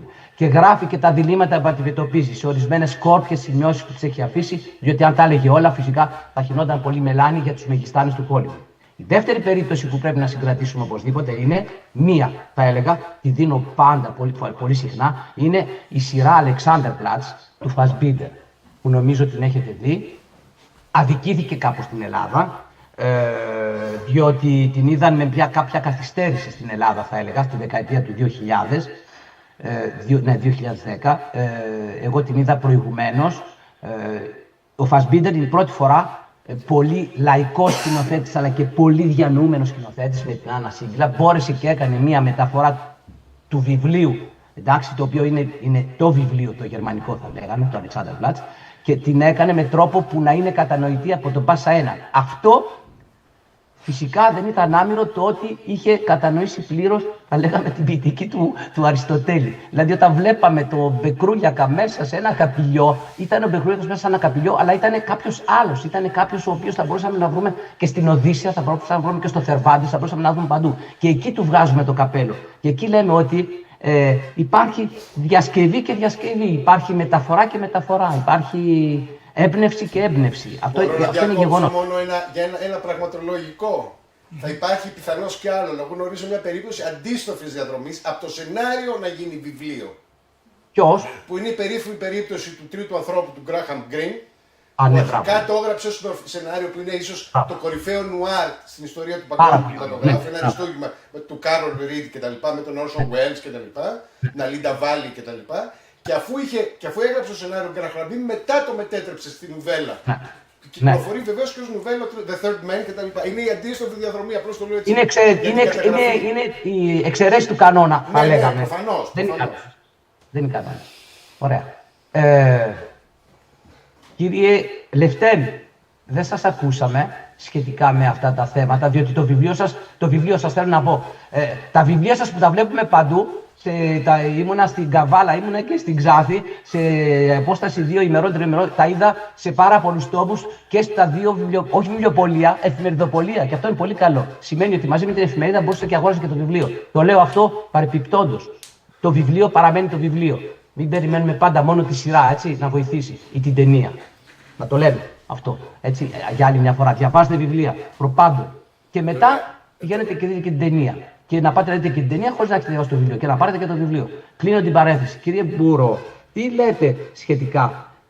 επί τούτου του τελευταίου που είπαμε, με το ότι αν απαραίτητα πρέπει να διαβάσετε την ποιητική εσείς για να γράψετε σενάριο ή όχι? Είναι πολύ δύσκολη ερώτηση, γιατί εδώ και αρκετή ώρα νιώθω έτσι λίγο... νιώθω σίγουρα ότι έχω τις λιγότερες γνώσεις θεωρητικές και πρακτικές. Μην νιώθετε εντελώς καθόλου. Τη γνώμη σας θέλουμε. Το βιβλίο, το σενάριο είναι γραμμένο σαν να είναι σαν βιβλίο. Είναι τρομερό, έτσι. Πάρα πολύ ωραίο γραμμένο. Ευχαριστώ πολύ. Θα το ξεπεράσω ούτως ή άλλως, πάντως δεν έχω πρόβλημα. Τώρα, ένα σχόλιο για τα βιβλία. Είναι πολύ θετικό ότι τα βλέπετε, ότι τα βρίσκετε στην Καβάλα και γενικότερα υπάρχουν παντού. Βέβαια, αυτό ίσως είναι μια ένδειξη ότι δεν πωλούνται όσο θα έπρεπε, αλλά εντάξει. Δεν πειράζει. Λοιπόν, εγώ θεωρώ, επειδή μιλώ μόνο για τον εαυτό μου και λόγω του ότι το επάγγελμά μου και οι σπουδές μου είναι εντελώς διαφορετικές σε σχέση με αυτό το οποίο συζητάμε τώρα. Εγώ είμαι των θετικών επιστημών, το επάγγελμά μου είναι μηχανικός, έχω σπουδάσει, ξέρω φυσική, μαθηματικά, τέτοια πράγματα. Θεωρώ πάντως ότι ίσως είναι μεγάλη γενίκευση αυτό και θα υπάρχουν πολλές διαφωνίες, αλλά εγώ θα το πω. Θεωρώ ότι ο καθένας μπορεί να κάνει το οτιδήποτε, αρκεί να υπάρχει ένας πεπερασμένος, έτσι, ένα συγκεκριμένο χρονικό διάστημα προσπάθειας. Οπότε η απάντηση είναι όχι, σίγουρα δεν χρειάζεται να διαβάσει κάποιος συγκεκριμένα πράγματα, συγκεκριμένα έργα. Θεωρώ όμως ότι για μένα λειτουργεί η συνεχόμενη ενασχόληση και η προσήλωση σε αυτό που ονομάζουμε ως στόχος. Προφανώς, εγώ γράφω λογοτεχνία τα τελευταία 10 χρόνια. Σε καμία περίπτωση δεν ήταν ο στόχος να φτάσουμε εδώ, στο σημείο που είμαστε σήμερα, το οποίο για μένα είναι ένα σκαλοπάτι που πρώτη φορά έτσι το πατάω, γι' αυτό και είμαι πάρα πολύ χαρούμενος. Αλλά ας πούμε ότι ήταν κάτι σαν μακρινό όραμα, σαν μακροπρόθεσμος στόχος. Στο ενδιάμεσο μπήκαν πολύ βραχυπρόθεσμοι στόχοι. Θεωρώ λοιπόν, αν αυτό μπορεί να ληφθεί ως απάντηση, ότι για να γράψει κανείς, για να καταφέρει κανείς, και όταν λέμε κανείς εννοούμε ο καθένας, για να γράψει κάποιος ένα λογοτεχνικό ή ας πούμε στη συγκεκριμένη περίπτωση ένα έργο, στη συγκεκριμένη περίπτωση ένα σενάριο, ένα πιλότο σεναρίου, αρκεί προσπάθεια και έτσι πάρα πολύ βραχυπρόθεσμοι στόχοι και ενδεχομένως και πολλές αποτυχίες, για τις οποίες μπορώ να πω με μεγάλη χαρά ότι τις βίωσα τα προηγούμενα χρόνια και είμαι πολύ εντάξει με αυτό. Ως τώρα η Μαρία Κουφοπούλου δεν μίλησε καθόλου και ξέρω ότι είναι και πάρα πολύ... Έχει ευρύτητα παιδείας, της αρέσει πάρα πολύ το θέατρο, διαβάζει πάρα πολύ το βιβλίο. Λοιπόν, και φυσικά έχει μια μεγάλη καριέρα στην τηλεόραση. Αποκλείεται να μην μας πει κάτι σχετικά με τα όσα πάρα πολύ ενδιαφέροντα. Θέλω κάτι μικρούλι να πω. Πυροδότησε ο χαρακτηρισμός τεχνικό κείμενο την φρενήρη αντίδραση του εκδεξιών καθημένου παραγωγού, αλλά μη παραγωγού. Του ερωτευμένου με αυτά τα πράγματα. Ανθρώπου, δηλαδή μου λένε φρενήρη, με λένε παθιασμένο, ερωτευμένος είναι με αυτά τα πράγματα. Ωραία. Καλό είναι να τα έχουμε διαβάσει όλα, και την ποιητική, και εγώ συμφωνώ με τον Γιάννη και τον Κωνσταντίνο ότι στην περίπτωση του σεναρίου, που πάντα, Γιάννη μου, είναι και θέμα έμπνευσης, είναι και θέμα δηλαδή είναι αυτονόητο ότι ένα σενάριο θεωρούμε ότι έχει τις προδιαγραφές για να είναι κάτι που ονομάζουμε καλό να το πούμε, ποιοτικό να το πούμε, εφάνταστο. Δεν έχει δημιουργική ψυχή, προφανώς έχει δημιουργική ψυχή. Έχει τέχνη. Έχει τέχνη, αλλά η φόρμα του είναι τεχνική. Λοιπόν, σκέφτομαι, κουβεντιάζοντας όλα αυτά, κυρίως τώρα που είναι πολύ έντονο αυτό το πρόβλημα, γιατί θα σας πω κάπου αλλού, στην ιστορία της τεχνητής νοημοσύνης, η οποία ενδεχομένως να έχει διαβάσει από 100 scholars ερμηνείες, υποτρόφους και μεταδιδακτορικούς στην ερμηνεία της ποιητικής του Αριστοτέλη, και έχει όλη αυτή την πληροφόρηση και έχει και όλα τα αριστουργήματα που έχουν ήδη γραφεί ως σενάρια, και του ζητήσεις λοιπόν να σου γράψει κάτι, αλλά δεν έχει την έμπνευση, δεν έχει το αυτό, το προσωπικό βίωμα της Αντιγόνης, δεν έχει το πάθος του Λευτέρη και δεν έχει και όλη αυτή την τρέλα με το πάθος του Γιάννη, θα είναι κάτι άλλο. Δεν θα είναι αυτό που θα μας δώσει το AI, που είναι και το μεγάλο ερώτημα. Δεν το φοβόμαστε, αλλά είναι ένα θέμα. Οπότε, για να ολοκληρώσω, πιστεύω ότι υπάρχει τέχνη στο σενάριο, που θα συμφωνήσω ότι οφείλει για να γίνει οπτικοακουστικό προϊόν να είναι και τεχνικό. Και μετά, εγώ πιστεύω ότι και οι σκηνοθέτες όταν είναι εμπνευσμένοι, είναι ομαδική δουλειά. Ξέρω, διαβάζουν. Ναι, δηλαδή το παράγον χρήμα ίσως είναι ο λιγότερο τελικός δυναμικός ως προς την εξέλιξη αυτού. Θυμάμαι κάποια στιγμή και ολοκληρώνω με αυτό, ο Δημήτρης ο Ιππίδης, μιας και είναι οι μέρες του φεστιβάλ, βέβαια ήταν διευθυντής στο φεστιβάλ ντοκιμαντέρ, μου είχε πει ότι «Μαρία, προτιμώ κάτι με κόκο, γυρισμένο μες στη νύχτα, θολό, αλλά να μου δίνει ψυχή και να είναι κάτι το οποίο με συναρπάζει». Λοιπόν, δύο πραγματάκια. Να απαντήσω και στον κύριο προηγουμένως. Λοιπόν, μη σε νοιάζει καθόλου ο Πλάτωνας, ενώ έχει απορρίψει την τέχνη και λέει ότι αρρωσταίνει την ψυχή του ανθρώπου στην πολιτεία του, αρνείται την τέχνη. Λέει τελικά ότι η τέχνη, παιδιά, αρρωσταίνει την ψυχή του ανθρώπου, οπότε πρέπει να την πετάξουμε απ' έξω. Και μάλιστα αυτή να πετάξουμε το νούμερο. Το πετάξουμε απ' έξω. Δεν πάβει όμως, και θα συμφωνήσω μαζί του, δεν πάβει όμως να λέει στον Ίωνα και σε κάποια άλλα ότι υπάρχει και η μανία. Υπάρχει δηλαδή και αυτή, εμείς το λέμε έμπνευση, δηλαδή που κάποιος άνθρωπος μπορεί να γράψει πάρα πολύ ωραία χωρίς να έχει τις συγκεκριμένες επιστημονικές, θα εννοήσω τι θα πω ότι είναι επιστημονικές. Ένα είναι αυτό. Το δεύτερο που θέλω να πω το εξής είναι το εξής. Δεν μιλάμε εδώ πέρα για να τα ξέρουμε όλα. Όταν μιλάμε για αυτό το πράγμα, για ένα πράγμα μιλάμε. Τι είναι αυτό που μιλάμε τελικά? Είναι αυτό που λέει ο Αριστοτέλης πάλι στα μετά τα φυσικά. Στα μετά τα φυσικά μας ορίζει την εμπειρία, και απαντώ σε εσένα τώρα, μας ορίζει την εμπειρία από την επιστήμη. Και τι μας λέει, για να ξέρουμε, δηλαδή, για ένα πράγμα μιλάμε.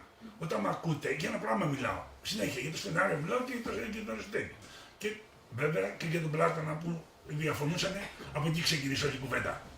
Αν έχουμε φτιάξει σήμερα κουβέντα, είναι αυτό το πράγμα, γιατί διαφώνησαν για το θέμα της ποίησης. Και λέω, μας δίνει και μια γνώση. Λοιπόν, τι έλεγα λοιπόν για την επιστήμη. Λέει λοιπόν εκεί, παιδιά λέει, το λέει αυτό, δεν ήξερα και εγώ τότε. Γράφει στην ποιητική του ότι η τέχνη είναι και επιστήμη. Και άμα ρωτήσει εδώ εμένα που με ρώτησε τότε μια καθηγήτριά μου στην Αμερική όταν ξεκίνησα, μου λέει Γιάννη, τι εννοείται επιστήμη στην Ελλάδα? Και εγώ δεν ήξερα, παιδιά, και λέω αυτό που εννοούμε και εδώ, επιστήμη. Δεν είναι αυτό. Ο Έλληνας ξέρει καλύτερα, πολλοί από εσάς από μένα δηλαδή, πει και ήσταν, την γνωρίζω λεπτομερώς στη δουλειά μου. Άρα λοιπόν λέει ο Αριστοτέλης εκεί, γι' αυτό θα το λάβουμε υπόψη μας, λέει τελικά ότι να χωρίσουμε την ποίηση από την εμπειρία. Τι είναι η εμπειρία? Είναι ο μάστορας. Ξέρει να φτιάξει σπίτια. Βάζει την μία πέτρα, βάζει την άλλη. Λέει. Και μάλιστα το παράδειγμα του τι όμορφο είναι η μαμή. Λέει μια μαμή μπορεί να γεννήσει μια χαρά παιδιά. Ξέρει το ότι πρέπει να κάνει αυτό, αυτό και αυτό και αυτό. Αν συμβεί κάτι όμως, λέει, δεν ξέρει. Τότε πρέπει να φωνάξω τον επιστήμονα. Γιατί ο επιστήμονας ξέρει το διότι. Άρα ο σεναριογράφος, ένα πράγμα, δεν του ζητάμε να μάθει όλα τα πράγματα. Μάλιστα, όταν έχει και επιστήμη όπως ο κύριος ή όλοι σας οι περισσότεροι, που είστε πολύ πιο μορφωμένοι από μένα και το εννοώ αυτό, εγώ 5 πράγματα ξέρω. Λοιπόν, είναι 5 πράγματα τα οποία είναι η επιστήμη του σεναρίου. Δηλαδή το turning point δεν μπορεί να μην το έχεις. Δηλαδή το midpoint δεν μπορεί να μην το έχεις. Δεν έχεις ιστορία. Γιατί? Γιατί δεν έχεις κολόνες. Πώς έχουμε ένα σπίτι? Άμα δεν έχουμε κολόνες σε ένα σπίτι, έχουμε σπίτι, δεν έχουμε, θα πέσει το σπίτι. Δεν έχει κολόνες στο σενάριο. Και υπάρχει η επιστήμη αυτό. Γι' αυτό στην ποιητική του λέει η τέχνη είναι και επιστήμη. Δηλαδή εννοεί να γνωρίζεις τα 5 πράγματα που χρειάζεσαι και μετά. Δεν σου λέει κανένας, αλλά λέει ο άλλος, δεν μπορώ να εμπνευστώ, θέλω να εμπνευστώ. Ρε παιδί μου, γράψε ό,τι θέλεις, δεν σου λέει τι να γράψεις. Ό,τι γουστάρεις θα γράψεις. Σου λέει όμως πού θα το βάλεις, πώς θα το βάλεις. Την επιστήμη του πράγματος. Από τότε μας την διαχωρίζει. Το 300 τόσο μας χωρίζει την εμπειρία από την επιστήμη. Εδώ ακόμα, εμείς σπουδάζαμε, τα έχω τραβήξει αυτά, γι' αυτό και έχω και πάθος δηλαδή, δεν μας είπε κανένας την προεδρία ναύματα στα σχολεία που πηγαίναμε. Ούτε στις σχολές που πηγαίναμε. Ούτε στις διαλέξεις που κάναμε. Ούτε για τον Ταρκόφσκι, αυτή θυμάμαι οι καθηγητές μου στη σχολή, για τον Ταρκόφσκι, γι' αυτό. Παναγία βοήθεια δηλαδή. Καταλαβαίνετε, είναι θέμα 5 πραγμάτων να μην διαβάσω. Δεν σου είπε κανένας τι να γράψεις. Αλλά θα το βρεις πιο εύκολα. Θα μου πεις, και ένα πράγμα που πρέπει να ξέρετε είναι το εξής. Ο Σοφοκλής που μιλάμε, ο Αριστοτέλης που μιλάμε, ποιον παίρνει παράδειγμα. Ποιον διαβάζει. Το Σοφοκλή. Ήδη ο Σοφοκλής είχε γράψει αυτό που είπες προηγουμένως. Δηλαδή, μόνος του είχε γράψει τον ίδιο, δεν είχε κανέναν. Ο Αριστοτέλης με αυτό και μάλιστα οι μελετητές μετά λέγανε καλά ρε παιδί, πώς τι άλλο γίνεται.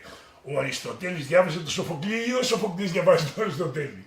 Ήταν λίγοι τότε Γιάννη μεταξύ τους, ο ένας διάβασε τον άλλο εκ των πραγμάτων. Ήταν κουβέντα, είχανε μπουρτο-μπουρτο. Βέβαια, αφού δεν δουλεύανε οι άνθρωποι, τι να κάνουμε δηλαδή. Εντάξει. Λοιπόν, να συμπληρώσω κάτι σχετικά, μια πληροφορία επίσης για την τεχνική νοημοσύνη. Θα κάνουμε και λίγη διαφήμιση για ένα πολύ καλό συνεργάτη, τον Βαγγέλη τον Μπέκα, ο οποίος βγάζει ή βγήκε ήδη το βιβλίο αυτές τις μέρες, η Νέμεσης, που ασχολείται με την τεχνική νοημοσύνη και είναι ακριβώς όπως να τρέξεις να το πάρεις αμέσως, Μαρία, το βιβλίο, πραγματικά ακριβώς, πιλ που άλ που λέμε στα γαλλικά, ακριβώς χειρίζεται το θέμα της τεχνητής νοημοσύνης σε μια διαλέφταση. Εκδόσεις ψυχογιός, ευτυχώς, όχι τις άλλες που είπα, εντάξει, λοιπόν. Και πράγματι αξίζει τον κόπο, διότι είναι ένα θέμα που είναι το θέμα αυτή τη στιγμή στη σεναριογραφία της Ευρώπης αυτή τη στιγμή και της Αμερικής, ιδιαίτερα της Ευρώπης. Διότι υπάρχουν τα δικαιώματα, το ένα το άλλο, πραγματικά.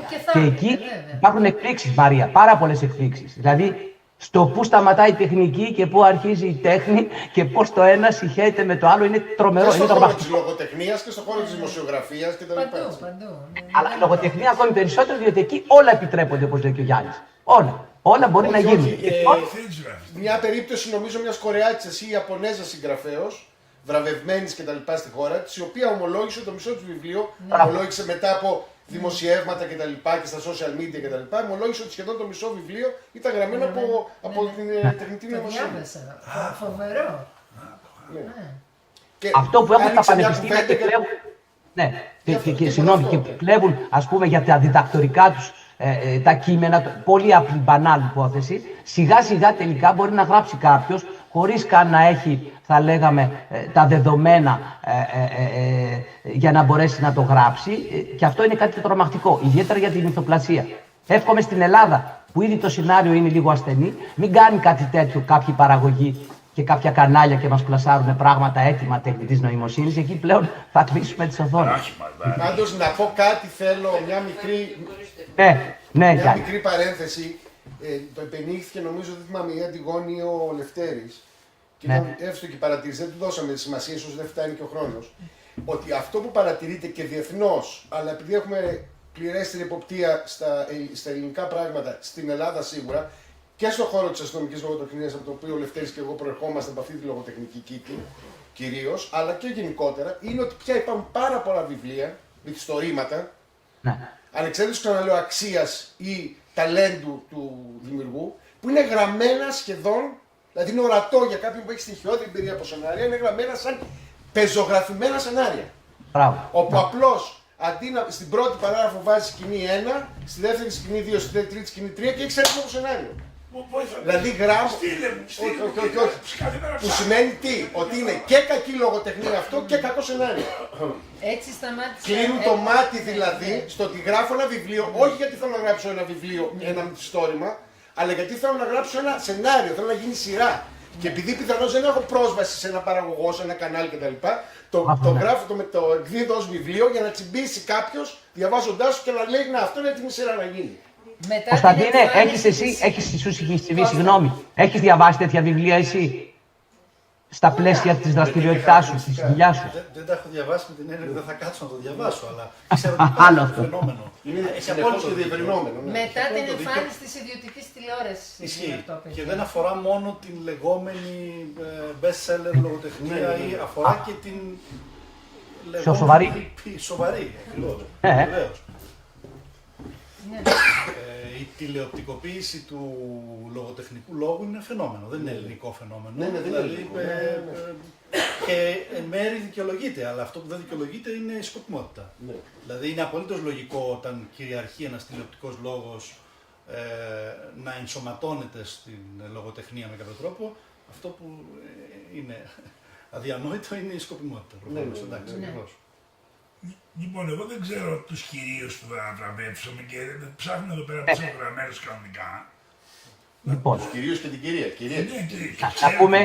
να πούμε 3 λόγια σύντομα, θα τα πείτε και αργότερα περισσότερο.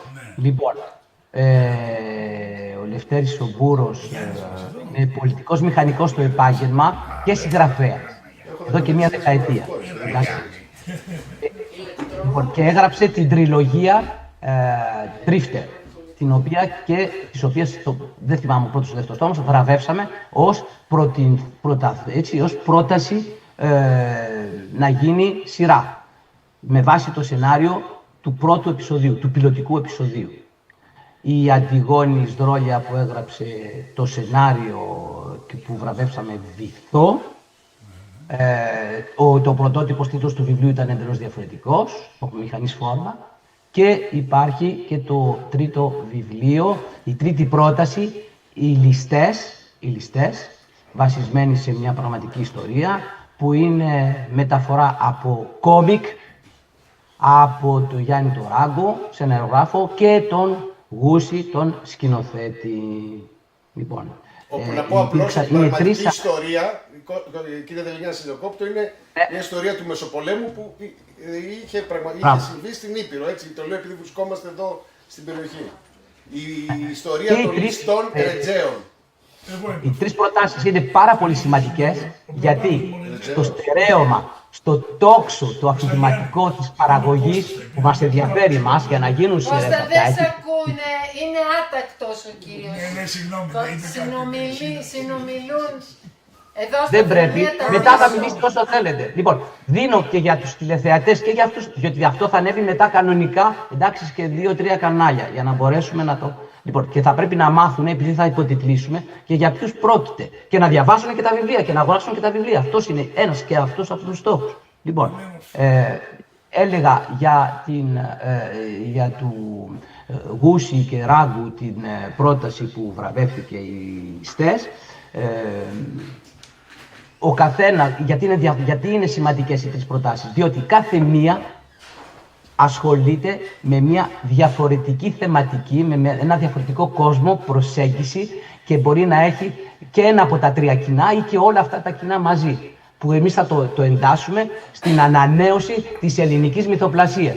Το λέμε δειλά-δειλά, αλλά είναι γεγονός ότι πράγματι γεννιέται αυτή τη στιγμή κάτι το αλλιώτικο, το διαφορετικό. Ας έχουν αυτές οι προτάσεις γίνει και αλλού το τίποτα. Το ότι βρέθηκαν μαζί και ότι συντρέξανε μαζί, διαγωνιστήκανε και ότι βραβευτήκανε μαζί, σημαίνει κάτι. Έτσι δημιουργείται ένας νέος χώρος, κάτι. Μέσα στο Zagori Fiction Days, που επιμένει επί 5 χρόνια να κάνει αυτή τη δουλειά της γνωριμίας, του go-between, τα ξέρετε καλύτερα από μένα. Άρα, η Αντιγόνη Δρόλια αξίζει το κόπο μεγάλης προσοχής, διότι, όπως είπα, δεν ήρθε καθόλου από το σόι, το οπτικοακουστικό, καμία σχέση, είναι από τον κόσμο της εκπαίδευσης. Ένα το κρατούμενο, έχει γράψει ένα βιβλίο που δεν το διαβάσαμε το βιβλίο, διαβάσαμε το σενάριο, και δίνει όρεξη, επιθυμία να διαβάσουμε το βιβλίο, και ιδιαίτερα δίνει όρεξη σε ένα παραγωγό, πιστεύουμε, να το κάνει σειρά κανονική. Να το κάνει σειρά κανονική, χωρίς να είναι ούτε από ένα μεγάλο εκδοτικό οίκο, ούτε να είναι η ίδια box office, είτε να μην πω ονόματα μεγάλων συγγραφέων. Άρα είναι για μας ένα ιδανικό, με την καλή έννοια, ιδανική έννοια, outsider για να γίνει σειρά. Σε άλλη χώρα ήδη θα την είχαν πλησιάσει, προσεγγίσει και θα της είχαν κάνει προτάσεις. Λοιπόν, ρίχνουμε μποτίλια στο πέλαγος, όποιος την πιάσει πραγματικά να γίνει σειρά. Όσον αφορά το Λευτέρη τον Μπούρο, είναι πάρα πολύ σημαντικό η σημαντική δουλειά που έκανε, διότι είναι ένα thriller, ψυχοθρίλερ, δεν θα το λέω, ένα thriller πολύ urban, πολύ της πόλης.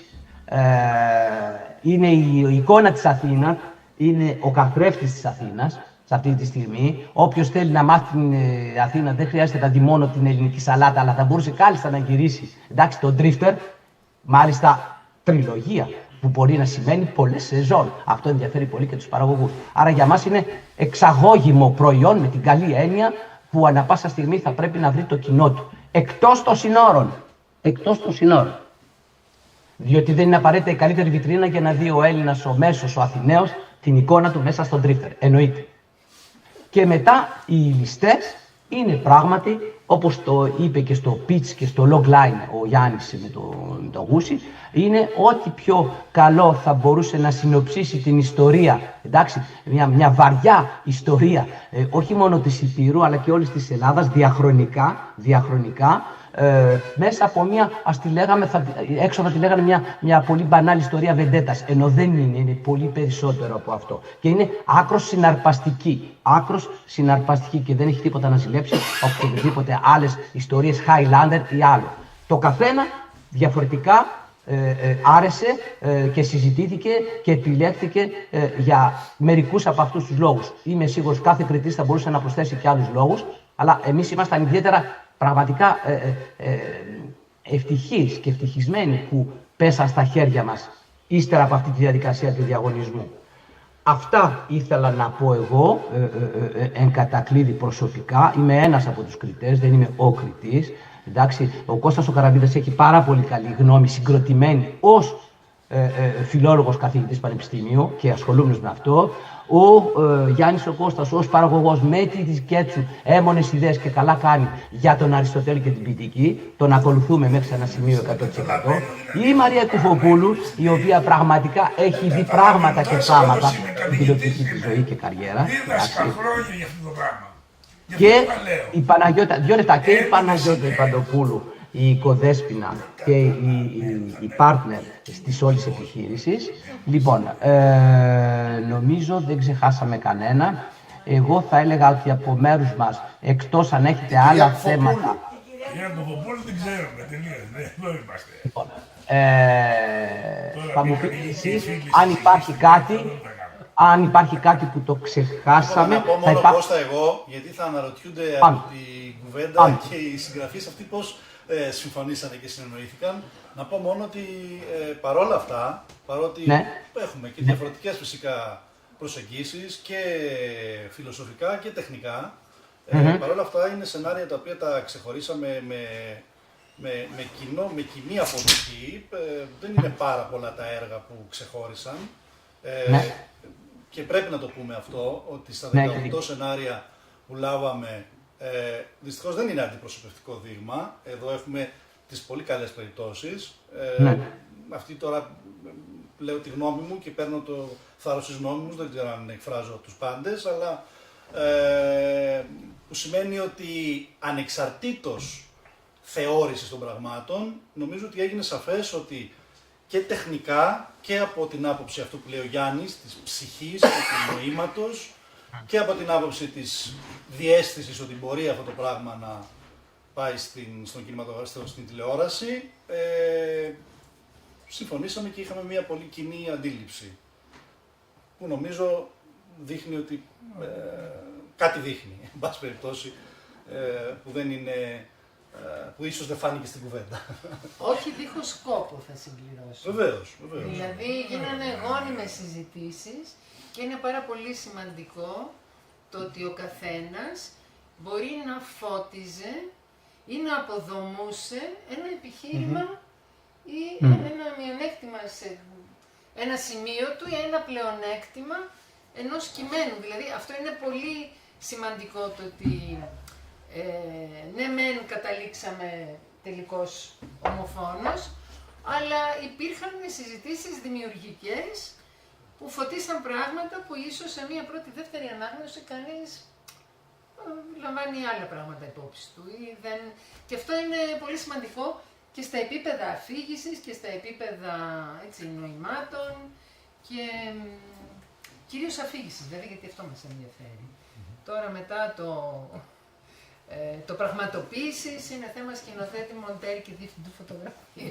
Εκεί η φαντασία μας μόνο. Εδώ δεν έχουμε κανένα παραγωγό. Είναι παραγωγός, εντάξει.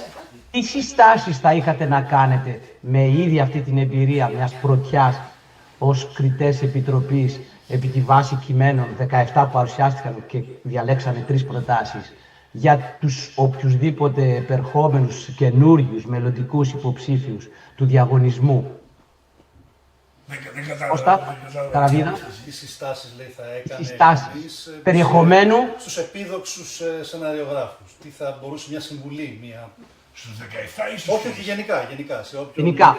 Στο επόμενο, στους επόμενους. Οι 3 βραβευτήκανε. Απομένει να βρουν παραγωγούς. Εντάξει, αυτή είναι η ιστορία. Πολύ Πολύ συγκεκριμένα. Οι 17 και οι 14 και οι υπόλοιποι είναι τι αντλήσατε ως, αφού λέει και ο Κώστας Καραβίδας, ήταν 3 από τα καλύτερα παραδείγματα. Εντάξει, άρα υποψιαζόμαστε ότι υπάρχουν και ορισμένες διαπιστώσεις, όχι απαραίτητα απόλυτα θετικές, που κάπως δίνουν το στίγμα της μυθοπλασίας, αυτής έτσι όπως είναι τώρα και ψάχνεται αυτή τη στιγμή. Κώστα, είμαι σίγουρος ότι κάτι... Η συζήτηση νομίζω έχει βγάλει το... Δηλαδή δεν έχει νόημα να δώσουμε ένα... Θα ήταν και πολύ άκομψο να μπει κανείς στη λογική των κανόνων. Δηλαδή... Όχι κανόνων, γενικές γραμμές, ένα είδος γενικών γραμμών. Θα έγραφα.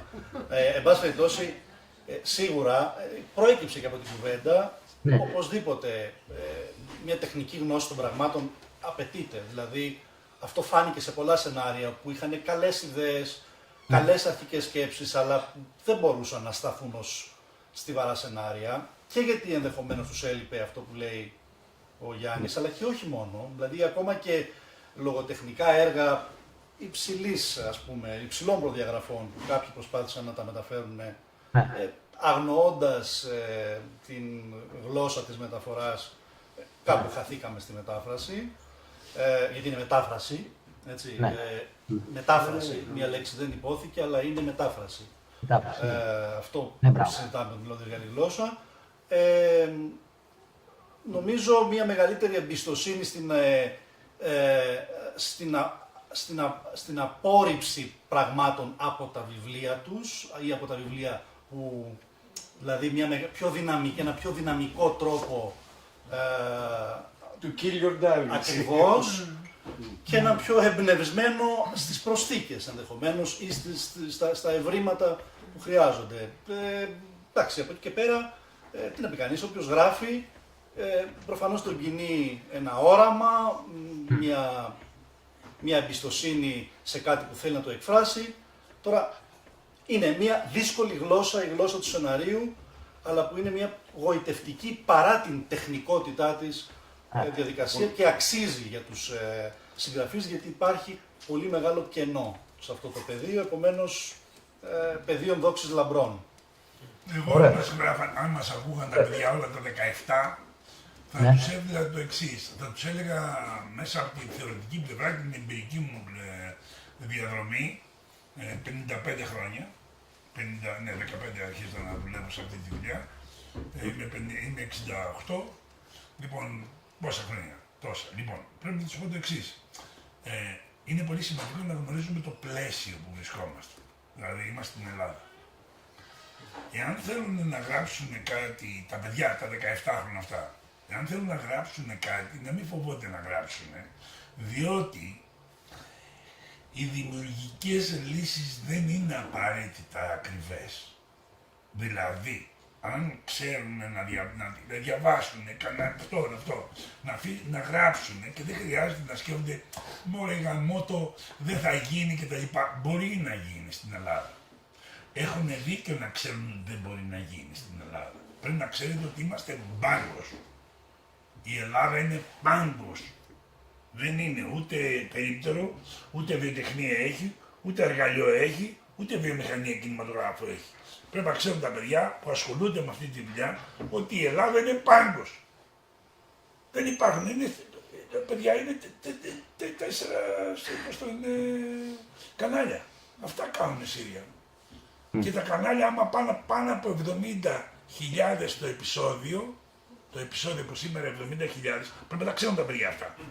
Δηλαδή, όταν κάθεται ο άλλος και ασχολείται με κάτι, πρέπει να ξέρει να λέει να μην γράψω αυτή τη σκηνή, γιατί θα το πάρω παραγωγός, δεν θα το κάνει. Οπότε θα μου μείνει. Πρέπει να ξέρει λοιπόν ότι δύο πράγματα λέω. Το ένα είναι γράψε. Οι δημιουργικές λύσεις δεν είναι απαραίτητα ακριβές. Το έχεις καλά στο μυαλό σου αυτό. Αφού λοιπόν δεν είναι ακριβές, άρα πρέπει να σκεφτείς. Πρέπει να ξέρεις λίγο την επιστήμη αυτού του πράγματος, να γράψεις κάτι καλό. Αν γράψεις κάτι καλό, μπορείς να γίνει και εδώ στην Ελλάδα. Μπορεί να γίνει. Μπορεί να μην ξέρουν ακριβώς. Πιστεύω πάντα στη γνώση, όπως με ακούτε τόση ώρα, αλλά υπάρχει και μια διαίσθηση, ακόμα στα κανάλια, έχουν μια διαίσθηση. Ξέρουν ότι θα πιάσει αυτό ή το άλλο.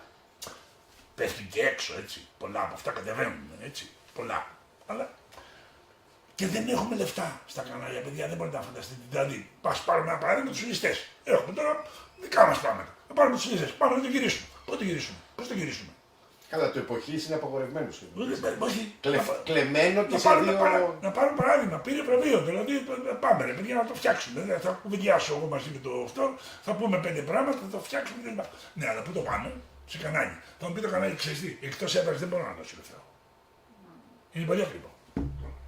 Γιατί δεν έχουμε λεφτά. Υπάρχει και το εκομέ τώρα, εγώ το λέω για να τρολάρω. Όχι, πάλι ψέματα είναι αυτό. Μα το λέω για να τρολάρω. Ναι, μπράβο. Πάλι ψέματα είναι αυτό. Δηλαδή πρέπει να ξέρουν τα παιδιά να φτιάχνουν δημιουργικές λύσεις στα 17 μας παιδιά, που εγώ κάθομαι πολύ σεβασμό και γι' αυτό το λέω αυτό έτσι και με λένε με μονές. Μην πω καμιά κουβέντα τέλος πάντων, δεν είναι μονές αυτά που κάνω. Έχω περάσει από εκεί. Και ταυτίζομαι με το παιδί, δηλαδή ταυτίζομαι. Πέρασα από εκεί, ήμουν εκεί εδώ στην Ελλάδα, προσπαθούσα να κάνω, δουλεύαμε τσάπα το Αντιλούφα και παραγωγή, Ξαφνικός Έρωτας, όλες αυτές τις ταινίες δούλευα εγώ εκεί πέρα. Ναι, Γιάννη, δεν είναι παιδιά, είναι συνάδελφοι επαγγελματίες. Επαγγελματίες, ακόμα μεγαλύτερα. Παιδιά, λέω εγώ. Πάντως να πω, συγγνώμη να διακόψω τον Γιάννη, να πω μια πολύ μικρή εμπειρία που σίγουρα όλοι θα έχετε. Πολύ μικρή, κύριε Δελιγιά, μια ελάχιστη μια λέξη. Όταν δούλευα σε μια συνεργική ομάδα μια σειρά αστυνομική, σε ένα σενάριο που έγραφα, υπήρχε ιδέα η αφήγηση είχε να κάνει με το γεγονός ότι καίγεται ένα διαμέρισμα και μέσα στο διαμέρισμα βρίσκεται ένα πτώμα, ένα καμένο, το οποίο αποκαλύπτει τελικά ότι δεν κάηκε από τη φωτιά, αλλά δολοφονήθηκε και μετά μπήκε φωτιά στο σπίτι για να συγκαλυφθεί ο φόνος. Του τέτοιου. Τέλος πάντων, δεν έχει σημασία, το επεισόδιο ήταν αυτό. Οπότε θέλαμε να υπάρχει μια σκηνή που να εμφανίζει το καμένο διαμέρισμα. Έστω ένα σαλόνι. Ξέρω τι μας λες. Ένα σαλόνι. Μου ήρθε και εμένα. Δεν είναι έτσι. Όχι. Και ενώ αρχικά μας είχε πει η παραγωγή και το κανάλι ότι μπορεί να γίνει, μπορούμε να βρούμε και να το κάψουμε, να το φανίσουμε ως καμένο κτλ. Γράψαμε την. Αλλά όλη η ιδέα βασιζόταν σε αυτό το έδωμα. Ότι ένας νεκρός από τη φωτιά, που δεν ήταν τελικά από τη φωτιά, ήταν ένας δολοφονημένος που απλώς κάηκε για να συγκαλυφθεί η δολοφονία.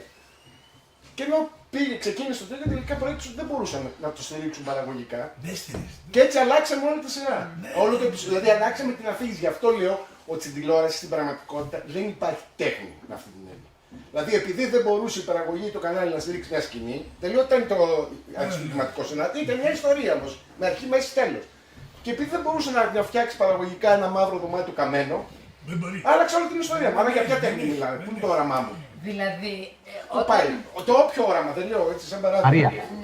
Ναι, θέλω να πω κι εγώ από την εμπειρία μου στις παραγωγές στη δημόσια. Άρα χρειάζεται να το ξέρει κανείς αυτό να γράφει ένα σενάριο. Τι μπορεί να γίνει. Μα το πρώτο πράγμα που θα δει ένας παραγωγός, αν υποθέσουμε ότι είναι και η δημόσια τηλεόραση ή όποια τηλεόραση, αν έχει το χρήμα για να το κάνει. Δεν είναι ούτε. Και το εποχής, ας πούμε, που είπαν πριν, και δεν λέω για τους ληστές, επειδή γυρίζονται πολλά εποχής πια. Ναι. Τελειώσαμε. Ναι. Αυτά τα εποχή στην εποχή είναι. Κλεμμένα, είναι νεοκλασικό της φλάκας μπροστά και δύο πλάνα μεσαία σε ένα σπίτι με δύο πέτρες από πίσω. Και αυτό το λέμε εποχή. Πέσαν όμως. Γιάννης. Γιάννη. Γιάννη, με έχεις βραβεύσει. Είμαι ένας πολύ γνωστός συγγραφέας και δεν με ξέρεις. Έχω τα δύο. Λοιπόν, τα δύο ονόματα. Σε έχω γραμμένα όμως τα Και έχω πες ναι, με έχεις γραμμένο. Με έχεις γραμμένο, το είδα, με έχεις γραμμένο. Όχι μόνο αυτό. Έχω και την ιστορία. Να προσθέσω μόνο μία λέξη σε αυτό που είπε. Όχι σαν σύσταση, εγώ δεν δίνω συμβουλές ούτε στα παιδιά μου. Δεν έχω δώσει ποτέ συμβουλές. Λέω τη γνώμη μου και όποιος θέλει τις ακούει, όποιος θέλει τις πετάει. Πάντα έτσι. Την πετάει. Συμβουλές πότε, γιατί η συμβουλή έχει ένα χαρακτήρα εξουσιαστικό. Έτσι.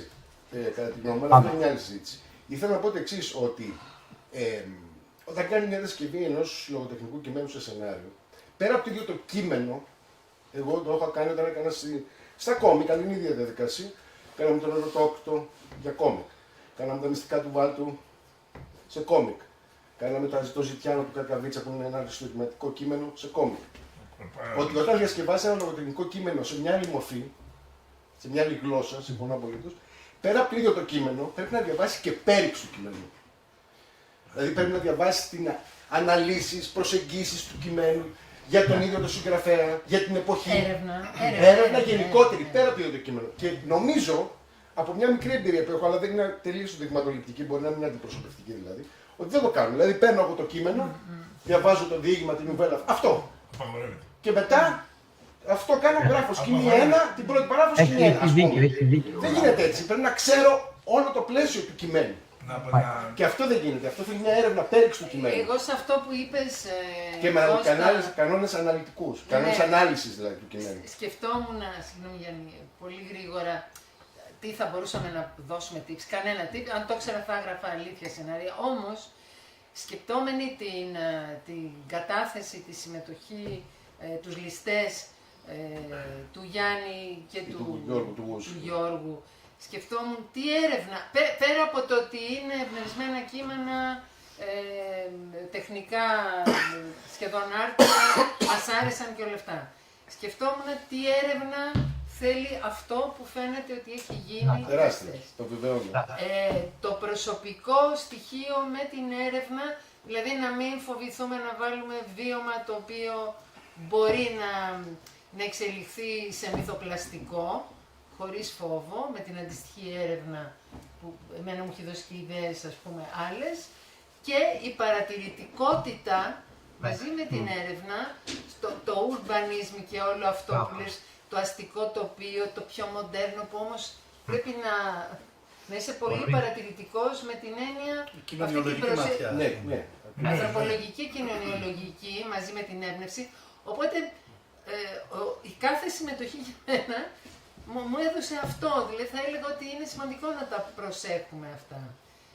Γιατί πραγματικά πριν ανέφερες τον Φόκνερ, ο Φόκνερ δούλευε σε ένα ντοκιμαντέρ που δούλεψα για τον Άλμπερτ Ιζάκ Μπεζερίδης, που θεωρείται και ο πρώτος του πήρε ταινία, όπου δούλεψα σε αυτήν την ταινία. Και μίλαγε για τον Φόκνερ και για τον πώς δουλεύανε μαζί. Δουλεύανε ομάδες 30 σεναριογράφων μαζί ακόμη τότε. Ήταν writer's room όπως είναι σήμερα. Writer's room όπως είναι σήμερα. Φοβερό. Κάναν polishing που έψαχνα εγώ να μάθω πριν 25 χρόνια τι είναι το polishing, που είναι η επιμέλεια κειμένου στα σενάρια των σεναριογράφων, γιατί αυτή ήταν η βοηθή. Οπότε και θέλει πολύ γνώση, πολύ διάβασμα. Πολύ διάβασμα. Διάβασμα, ναι. Διαβάζουμε ό,τι βρεθεί μπροστά μου. Η καλύτερη σύσταση είναι διαβάστε τα βιβλία μεταξύ τους πάλι. Διάβασα, με δίκαια μεταξύ. Τρόλια. Κύριε μου μιλάει. Πραγματικά θέλει πολύ διάβασμα, το βλέπουμε. Με χαροποιεί ιδιαίτερα το θέμα της έρευνας, διότι πραγματικά το βλέπουμε συχνά, το διαπιστώνουμε. Δεν γίνεται μεγάλη έρευνα πριν γραφτεί ένα σενάριο, μια διασκευή στην Ελλάδα. Αλλά γιατί δεν διαμαρτύρεται και ο κόσμος, ο πολίτης δεν χρειάζεται παραπάνω. Γαλλία, Αγγλία, Ιταλία, Γαλλία, όλα είναι τεκμηριωμένα στο έπακρο. Πολλή δουλειά, πάρα πολύ. 1-2 χρόνια πριν δουλεύουν για να δώσουν το σενάριο, τη δουλειά να γράψουν ο σενάριογράφος. Πρέπει να σας πω επίσης τώρα τελευταία, για να ξέρετε κιόλας δηλαδή, μας πήραν τα κανάλια και μας λένε παιδιά, όχι πλέον εποχής. Δεν θέλουμε από οπότε. Δεν θέλουμε εποχής. Γλιτώσαμε, φτηνά τη γλιτώσαμε. Λοιπόν, δεν θέλουμε εποχής, τώρα θέλουμε καινούργια πράγματα και κομμωδίες. Γιατί βαρέθηκε ο κόσμος, δεν μπορεί άλλο να βλέπει μάγισσες, δεν μπορεί άλλο να βλέπει αυτό, δεν μπορεί να βλέπει εκείνο. Πέφτουν οι μάγισσες τώρα. Δηλαδή είναι αυτό που είπε προηγουμένως. Δεν γίνεται 1830 μέσα σε ένα δωμάτιο 2 άτομα. Μπουλ. Καλά, μαγνήτια όμως. Όχι, το μάτι μας πλέον είναι εξοικειωμένο με το έργο εποχής που γίνεται άρτια. Και όταν πας να κάνεις έργο εποχής γίνεται με τις προόπουσκες και όπως είπε και ο κύριος Ράγκος ότι δείχνει ένα πλάνο κτίριο εποχής και μετά είναι πίσω από μία λιθοδομή με κακά ρούχα εποχής. Πολύ κακά. Ναι, έχουμε πλέον οι θεατές έχουν εξοικειωμένο. Και μάλιστα εδώ να κάνω και εγώ δεν παρακολουθώ τηλεόραση, είναι ένα μέσο που δεν αγαπώ μόνο εγώ, παρόλο που έχω δουλέψει και ως δημοσιογράφος πολλά χρόνια και ως σεναριογράφος. Αλλά μου κάνει εντύπωση το γεγονός ότι, πώς το λένε, ότι η τηλεοπτική, πώς να το πω, η επιμονή στην εποχή, σε μια ιστορία εποχής, ενώ η ίδια ιστορία δεν την έχει ανάγκη. Είναι μια κοινωνική ιστορία, ας πούμε, ανεξαρτήτως της ποιότητας. Μια κοινωνική ιστορία, ένας έρωτας, ένα αυτό, ένα έγκλημα, ένα εκείνο, ένα άλλο αυτό, και που απλώς τοποθετείται στα 60s, στα 50s. Ξέρω εγώ. Χωρίς όμως να έχει ενεργό οργανικό ρόλο η εποχή. Να έχει οργανικό ρόλο η εποχή. Να έχει δραματικό ρόλο αυτό το πράγμα. Να έχει οργανικό ρόλο, να έχει σημασία ότι γίνεται εκείνη την εποχή. Γιατί δεν θα μπορούσε να γίνει σήμερα. Και γι' αυτό το μεταφέρω στην εποχή του. Γιατί έχει να κάνει με τα ήθη εκείνη τη εποχή. Να έχει αυτό που λέει δραματουργικό ρόλο. Ακριβώς, η εποχή. Απλώς τοποθετείται στην εποχή για να δείξουμε ένα παλιό φόρεμα και ένα παλιό σπίτι, ξέρω εγώ. Που δεν είναι και τη εποχή, σωστά. Ναι, πέρα από αυτό. Και θέλω να πω και απορώ γιατί που η εποχή, το ξέρει καλύτερα εδώ, ο παραγωγός ή αυτός που παριστάνει τον παραγωγό. Αστιεύουμε, ναι. Καλά κάνεις. Ότι είναι και πιο ακριβό πράγμα να στήσει την εποχή. Δηλαδή σε επίπεδο παραγωγικό πια, καθαρά.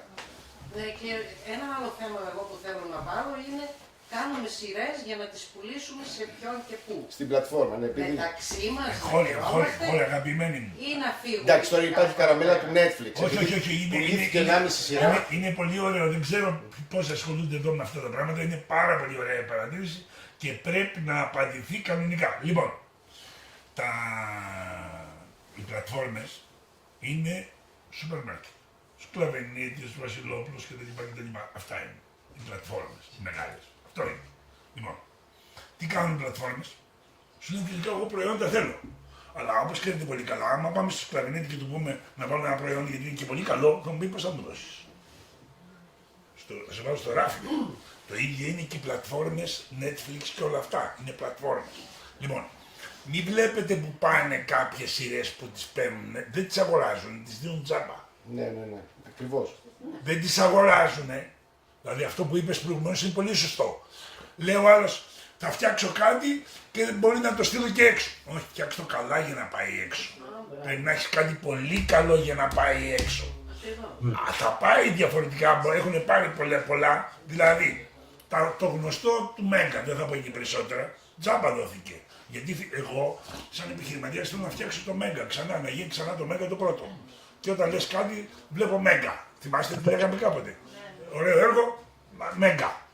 Θέλω να το ξαναφτιάξω αυτό. Τι κάνω τι μπορώ. Αλλά δεν πήγε γιατί είναι καλό. Πήγε γιατί το ζήτησε το Netflix. Γιατί το ζήτησε το Netflix και πλήρωσε κιόλας. Ακριβώς. Ναι, αλλά από κάπου αρχίζεις. Πάντως αυτό που είπες... Όχι, απλώς οι πλατφόρμες είναι αντιφάγες. Φέρνουν συνεχώς νέο περιεχόμενο. Διότι και αυτό έχω την αίσθησή μου για το κατά πόσο οι σειρές, παρόλο που μου γίνεται στουργήματα τηλεοπτικές σειρές, αλλά πολλές είναι σκουπιδαριό για κατανάλωση στο κινητό μέσα στο μετρό. Δηλαδή, τι επαφή μπορεί να έχει ο θεατής όταν βλέπει τη σειρά ανάμεσα σε 5 στάσεις πηγαίνοντας στη δουλειά του στο κινητό τηλέφωνο μέσα στο μετρό. Δηλαδή, είναι με όρους κατανάλωσης. Οι πλατφόρμες είναι αντιφάγες, θέλουν συνεχώς νέο περιεχόμενο. Είναι σούπερ μάρκετ. Ναι, αυτό. Οπότε παίρνουν περιεχόμενο. Δεν είναι αυτό είναι και καλό, βέβαια. Συγγνώμη, Γιάννη. Αυτό είναι και πάρα πολύ καλό. Κύριε Δελιγιάννη, μια λέξη. Βεβαίως υπάρχει, για να μιλήσω, υπάρχει, ας πούμε, ξέρω εγώ παράδειγμα, ίσως η καλύτερη σειρά αστυνομική, τουλάχιστον το The Wire, ας πούμε, το οποίο είναι ένα αδιανόητο αριστούργημα η σειρά. Πήγε 6 σεζόν, ένα αδιανόητο αριστούργημα. Του Τζόρτζ Πελεκάνου, Ελληνοαμερικανού συγγραφέα κτλ. Ναι. Θέλω να πω, υπάρχουν και καταπληκτικές, οι Σοπράνος, χρονολόγια παλιότερα, έτσι, το Breaking Bad και άλλες. Εγώ λέω για τις αστυνομικές επειδή. Και άλλες, δεν λέω όμως. Αλλά η συντριπτική πληροφορία είναι σκουπίδι προς κατανάλωση. Δεν αμφιβάλλω, Δηλαδή μην αποθεώνουμε τις σειρές πλατφόρμες. Εσύ πουθενά. Εσύ τα πουλήσεις εδώ στα κανάλια. Τα δικά μας. Να πούμε ότι η κυρία από της οποίας ακούμε τη φωνή είναι η Δήμητρα Ρογκώτη, υπεύθυνη του Ίκαιρους Φίλου.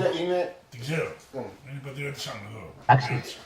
Και ξέρει γιατί μιλάει, διότι όχι μόνο βοήθησαν και ορισμένα πράγματα που γίνονται στην περιοχή, όπως τον Αχέροντα, έτσι ένα ντοκιμαντέρ και πήρε και βραβείο, αλλά από την άλλη ευχόμαστε και ελπίζουμε να παίξει ένα πραγματικά ρόλο 100% ως Ήπειρους Φιλμόφης, ενεργό, δημιουργικό, ελπίζουμε σε ένα νέο καινούριο χάρτη ανακατανομής και επανακαθορισμού του ρόλου των όλων των Φιλμόφης. Είτε είναι δημοτικά, είτε είναι περιφερειακά. Διότι η τύχη μας όλων είναι συνδεδεμένη. Είτε εμάς που κάνουμε των εκδηλώσεων, είτε του Φιλμόφης του ΤΑΔΕ, είτε του ΕΚΟΜΕΔ του καινούριου, είτε των παραγωγών. Εν πάση περιπτώσει, εγώ θα έλεγα, θα τελειώσω λέγοντας ότι εσείς θα συνεχίσετε εκεί στη Φίτσα, το εύχομαι, ότι πράγματι ήταν πολύ ενδιαφέρουσα η συζήτηση. Καλά κάναμε και δεν κρατήσαμε τον πρώτο καμβά της πρώτης θεματικής που θέλαμε να αναπτύξουμε, που αφορούσε τα ομηρικά στο κινηματογράφο και την τηλεόραση. Ήταν πολύ πιο ενδιαφέρουσα αυτά που είπαμε τώρα, πολύ συγκεκριμένα πράγματα. Και θα θέλαμε να πούμε, αφού έχουμε ένα παραγωγό απόψε σήμερα παρόντα, το Γιάννη τον Κώστα, ότι φυσικά εννοείται ότι αυτά τα τρία βραβευθέντα σεντάρια δεν θα πρέπει να μείνουν όχι μόνο αναπάντητα, όχι μόνο να γνωρίσουν συνέχεια, αλλά αμέσως από αύριο κιόλας να βρεθούν οι ευκαιρίες για να μπορέσουν να γίνουν πραγματικότητα. Έτσι δεν είναι, Γιάννη? Όχι, καλά το λέει. Έτσι πρέπει να γίνεται. Δεν είναι. Παιδιά, δουλεύουν τα παιδιά. Θέλουν να κάνουν κάτι. Είναι το πρώτο του βήμα. Εκεί, τέλος πάντων, οι επαγγελματίες του μήνες. Εντάξει. Λέω παιδιά εγώ. Αυτό μου έγινε ο χαβός τότε. Γιατί λες τους φαντάρους παιδιά. Παιδιά είναι, τι να κάνουμε, τα παιδιά είμαστε. Και εγώ παιδί είμαι. Μην με λέτε και μεγάλο. Λοιπόν, εύχομαι και τα τρία παιδιά και η Αντιγόνη και ο Λευτέρης ο Μπούρος και ο Γιάννης ο Ράγκος να υπάρξει συνέχεια. Να υπάρξει συνέχεια. Εγώ το πιστεύω αυτό. Εν πάση περιπτώσει, δεν θα είναι εύκολο, αλλά είναι ένα πρώτο βήμα. Ας το δείτε ως ένα πρώτο βήμα. Δεν μιλάω σαν παραγωγός, μιλάω σαν άνθρωπος της δουλειάς και αγαπώ πολύ τα παιδιά που παιδεύονται. Διάβασα όλα τα 17 σενάρια. Εντάξει. Θέλουν δουλειά. Τι να κάνουν, θέλουν δουλειά δηλαδή. Θέλουν δουλειά τα σενάρια. Ακόμα. Θέλουν δουλειά. Αυτό πρέπει να τους πω. Τίποτα άλλο. Ευχαρίστως και τα λοιπά. Τα σενάρια που έχουμε αυτή τη στιγμή μπορώ να τα προτείνω στα κανάλια. Αυτά που βραβεύσαμε. Ξέρω πολύ καλά όμως τώρα ότι θα μπουν κάτσε μισό λεπτό, αφού λέμε επιχείρηση δεν κάνουμε. Αυτή τη στιγμή δεν έχουμε λεφτά, γιατί το ΕΚΟΜΕ που μου είπε προηγουμένως ο Γιάννης δεν παίζει. Από το Γενάρη. Από το Γενάρη θα παίζει. Ξανά. Θα λέμε και του στραβού το δίκιο. Από το Γενάρη. Θυμάστε όμως και μου λέτε, μου φωνάζετε και μου λέτε τι σας έλεγα την προηγούμενη φορά εδώ πέρα. Και μάλιστα το έλεγα στον πρόεδρο του ΕΚΟΜΕ. Θυμάστε τι σας έλεγα. Δώσατε τώρα, τη δώσατε, δουλεύει ο κόσμος ευτυχώς, αλλά θα τελειώσει αυτό το πράγμα. Πώς θα το δώσετε? Και πραγματικά, μετά τελειώσαν. Θυμάστε εσύ Παναγιώτα, μου το έλεγα εδώ πέρα στο φθόνο. Κάναμε, τους λέω τώρα αυτή τη στιγμή, πήγε στην αγορά, κάνατε 30 σύριαλ. 30-60 τα πρέπει. Δεν ήταν κανένας. Συγγνώμη, αλλά το ΕΚΟΜΕ είχε δώσει χρήματα μέχρι και σε reality show και σε τηλεπαιχνίδια. Πάνε αυτά, Γιάννη, σταματάνε τώρα. Τώρα δεν έχουν να δώσει. Και στις οικογενειακές ιστορίες. Δεν ξέρω. Φροντίστε να τις Τώρα δεν έχουν ΕΚΟΜΕ, Γιάννη, και τι λένε? Δώστε μας σειρές, να τις δούμε τώρα εμείς, να τις προτείνουμε στον ΕΚΟΜΕ και τον Γενάρη να απαντήσουμε. Τις περίφημες επιλέξιμες δαπάνες κτλ. Καλά. Παιδιά, δεν είναι αυτό. Αυτό όμως πρέπει να πάμε. Με συγχωρείτε, φιλικά. Η βασική του είναι σαν να πίνουμε κρασί. Yani ξέρεις ότι η αρχική λογική του ΕΚΟΜΕ όταν την πρωτοδημιουργήθηκε, και δεν το θέτω στην πολιτική βάση γιατί δημιουργήθηκε την περίοδο του ΣΥΡΙΖΑ, δεν το λέω καθόλου για το ΣΥΡΙΖΑ, απλώς για να μην θεωρηθεί ότι στηρίζω την πολιτική ΣΥΡΙΖΑ ή είμαι εναντίον. Ότι η αρχική του λογική ήταν να στηρίξει τις ξένες παραγωγές στην Ελλάδα. Να προσελκύσει μάλλον. Με το rebate, αυτή ήταν η λογική. Μετά μπήκα τα ελληνικά κανάλια στο. Τι θέλω όμως να σου πω. Ας πούμε ότι πίνουμε τσίπουρο και την κοβεντιάζουμε. Και συγγνώμη που λέω, αλλά είναι της δουλειάς, οπότε αναγκαστικά. Λοιπόν, πρέπει να σας πω το εξής. Αυτό είναι όμως πολιτισμός, παιδιά. Τι σημαίνει όλο αυτό που κουβεντιάζουμε, όλα αυτά που λέμε τώρα εδώ πέρα. Σημαίνει ότι δεν έχουμε πολιτισμό. Δηλαδή, τι σημαίνει αυτό? Όταν ένα κανάλι, τα κανάλια αυτή τη στιγμή, δηλαδή, θα σας πω η ΕΡΤ προχθές. Καλά, μην με δίνεις. Εντάξει. Λοιπόν, η ΕΡΤ, παιδιά, είχε 5 εταιρείες. Μία εκ των εταιρεών, δεν το λέω σαν παράπονο, σαν πολιτισμό μιλάω. Περιμέναμε και μας είπε θα γίνει η δουλειά σας. Θα γίνει η δουλειά σας. Στις εταιρείες, παιδιά, δουλεύουμε άνθρωποι. Έχουν οικογένειες. Εμένα στην εταιρεία μου είναι 30 άτομα. Όταν σου λέει θα γίνει η δουλειά σου, περιμένεις να γίνει. Δηλαδή πήρατε προέγκριση ή σας το είπαν στο μιλητό? Μας το είπανε, πήγαμε το σενάριο, πήγαμε τα αυτά, είναι συγκεκριμένα. Έχουμε αριθμό πρωτοκόλλου. Δεν χρειάζεται προέγκριση. Έχω αριθμό πρωτοκόλλου και μου λέει τελικά ο υπεύθυνος αυτός, μου είπα για την ΕΡΤ τώρα εντάξει, το ίδιο γίνεται και με τα κανάλια, άκουσε με λίγο. Όταν πας σε ένα κανάλι, θα μ' ακούν τα κανάλια, μην με διώξουν κιόλας από την δουλειά, κάνω αυτή τη δουλειά. Λοιπόν, όταν πας σε ένα κανάλι, πρέπει το κανάλι μέσα σε ένα μήνα, 2 μήνες, να σου πει αν γίνει τη δουλειά σου ή δεν γίνεται. Περιμένεις. Αυτό είναι πολιτισμός. Δεν πρέπει να περιμένεις. Πρέπει να σου πει το κανάλι, δεν γίνεται. Κυρία, όχι τη στέλνω εγώ τη δουλειά. Την έστειλα τη δουλειά μου. Τη στέλνει άλλη εταιρεία. Τη στέλνει άλλη εταιρεία. Καταλαβαίνεις τι σου λέω τώρα, έτσι? Εγώ καταλαβαίνω πολύ αυτούς και το έχω ζήσει σε έναν βαθμό. Μπράβο. Ως δημοσιογράφος. Μπράβο. Τη στέλνει άλλη εταιρεία. Και περιμένεις. Περιμένεις. Περνάνε 2 μήνες. Περνάνε 3 μήνες. Περνάνε 4 μήνες. Δεν κάνω παράπονο. Μιλάω για τον πολιτισμό. Μιλάω τι χώρα είμαστε και που είμαστε αυτή τη στιγμή. Δεν δουλεύουν τα πράγματα σωστά. Οι ξένοι, ξέρεις γιατί είπανε θα δώσουν απαντήσεις στον Γενάρη. Ναι. Ναι, ξέρεις γιατί είπανε. Είπανε. Γιάννη, συγγνώμη. Τελειώνουμε αυτό θέλετε. Εγώ θα ήθελα σε μια τελευταία προσπάθεια να δούμε αν υπάρχει κάτι το οποίο θα θέλατε, το ξεχάσαμε, κακώς δεν το καλύψαμε σχετικά με αυτή τη μικροσυζήτηση που είχαμε, αλλά πολύ ενδιαφέρουσα. Ήδη έχω 2... Και μικροσυζήτηση, 4 ώρες, 3 ώρες είμαστε εδώ. Όχι, 2,5, ναι, 2 και, εν πάση περιπτώσει, ήδη έχω 2 άτομα τα οποία ζητάνε περισσότερες πληροφορίες. Τους άρεσε η συζήτηση γενικά, πραγματικά, έχουν ιδιαίτερα θέματα που θα ήθελα να προσεγγίσουμε. Θα σας τα στείλω νομίζω στον καθένα, εντάξει, με ηλεκτρονική επιστολή να τα έχετε, για να μπορέσουμε να τους απαντήσουμε. Τους λέω ότι δεν μπορέσουμε να καλύψουμε τα πάντα σε αυτή τη συζήτηση. Καλό θα ήταν να γίνουν και άλλες τέτοιες συζητήσεις. Πραγματικά βλέπουμε τελικά όχι μόνο το ενδιαφέρον, αλλά και την ανάγκη να γίνονται τέτοιες συζητήσεις. Παρόλο που λένε ότι γίνονται, δεν γίνονται συζητήσεις. Ναι, λοιπόν, θα ήθελα να ρωτήσω τα μέλη της Κριτικής Επιτροπής αν θέλουν να πούν κάτι παραπάνω και τους ίδιους τους βραβευθέντες και μετά να σας απελευθερώσουμε για να μπορέσετε να συνεχίσετε το κυρίως, θα λέγαμε, την κυρίως σουαρέ που είναι η απονομή των βραβείων. Και η τελική θα λέγαμε, αγγελία της σειράς των βραβευθέντων. Εντάξει, είναι και αυτό. Ναι. Άντε πάμε.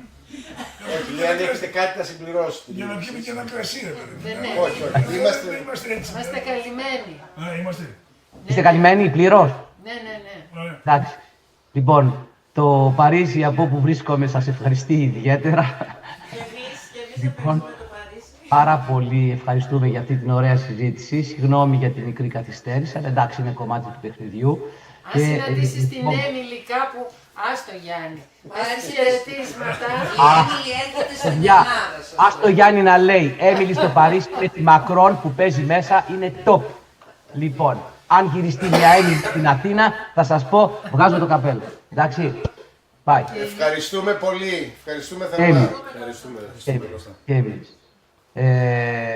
Και τη Δρόλια και τον Μπούρο και τον Γιάννη το Ράγκο και τον Γούση και όλους όσους δεν ήρθανε, εν πάση περιπτώσει, θα αναρτήσουμε την όλη συζήτηση κανονικά και με τον νόμο όπως λένε στο Facebook, στο YouTube, ώστε να μπορέσουν να το δουν και offline πάρα πολύ, εντάξει, διότι είναι χρήσιμη συζήτηση. Είναι πάρα πολύ χρήσιμη. Είναι πολύ χρηστικό εργαλείο, θα έλεγα. Να κάνεις μοντάζ μόνο, μην τα βάλεις όλα όσα είπαμε.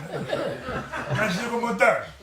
Στο Γιάννη θα κάνουμε λίγο ειδικό μοντάζ, αισθητικότητα. Έχει COVID. Έχει πολύ αισθητικότητα. Γεια σας από μένα. Εντάξει, ευχαριστώ. Καλό βράδυ. Γεια σας. Ευχαριστώ. Καλό βράδυ, εντάξει.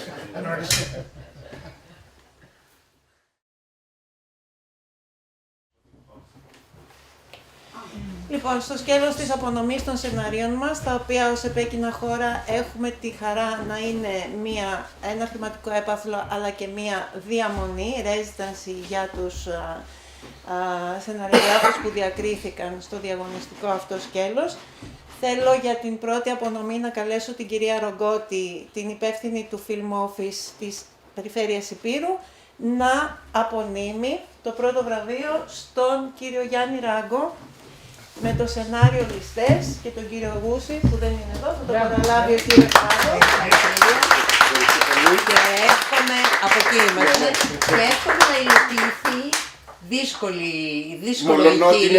μολονό την εποχής, ναι. Να πω ευχαριστώ πολύ και εκ μέρους του Γιώργου του Γούση, ο οποίος είναι πράγματι, ποιος το είπε, στη Θεσσαλονίκη αυτές τις μέρες. Γιατί, γιατί ετοιμάζει και τη νέα του ταινία. Απλώς να πω όμως εγώ να δηλώσω τελείως προσωπικά, το είπα και off the record, το λέω και on the record, ότι εγώ στέκομαι πολύ απέναντι, όχι αρνητικά, αλλά με σκεπτικισμό απέναντι στα βραβεία στον χώρο της τέχνης. Παρ' όλα αυτά το δέχομαι και εκ μέρους του Γιώργου μου και με θερμές ευχαριστίες και όχι μόνο για το βραβείο και για όλο το κάλεσμα, την πρόσκληση και εγώ να συγχαρώ και το Ασερί Μπαλκάν και την επέκεινα χώρα για την συνέχιση αυτών των ωραίων πρωτοβουλειών στον χώρο του οπτικοακουστικού τομέα, ξεκινώντας από τη βάση του που είναι το κείμενο, το σενάριο, και έχει μεγάλη σημασία που επιμένετε σε αυτό, γιατί από εκεί μπορούν να γίνουν πάρα πολύ σωστές και ολοκληρωμένες παραγωγές πάνω σε αυτόν τον χώρο. Ευχαριστούμε και εμείς στην Περιφέρεια Ηπείρου, διότι πάντα στέκεται δίπλα στην πρωτοβουλία αυτή και ευχαριστούμε. Και εμείς ευχαριστούμε.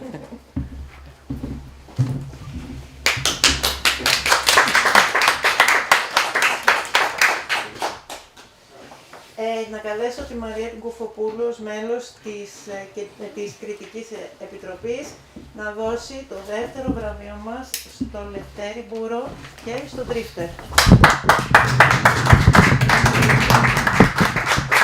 Πολλές ευχαριστήρια και ξαναείδα την Αθήνα με άλλο μάτι και πιο σκοτεινή, ίσως και πιο ενδιαφέρουσα. Και ειδικά του ζωγράφου, Σας ευχαριστώ πάρα πολύ. Και σας ευχαριστώ και εσάς. Και σας ευχαριστούμε για το κάλεσμα και εγώ και η σύζυγός μου. Για μένα αυτό είναι πολύ σημαντικό σκαλοπάτι και χαίρομαι πάρα πολύ γι' αυτό. Σας ευχαριστώ.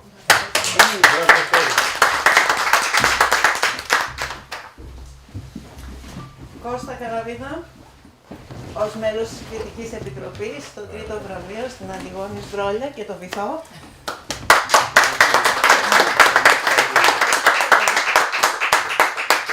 Και εγώ να ευχαριστήσω.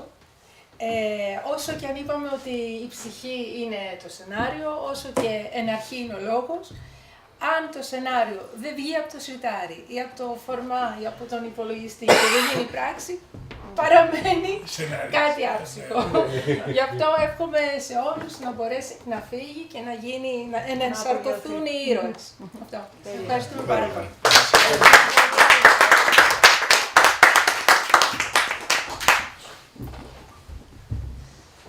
Ωραία. Και τώρα μπορούμε να περάσουμε... Και τώρα αρχίζει το πάρτι. Το πάρτι.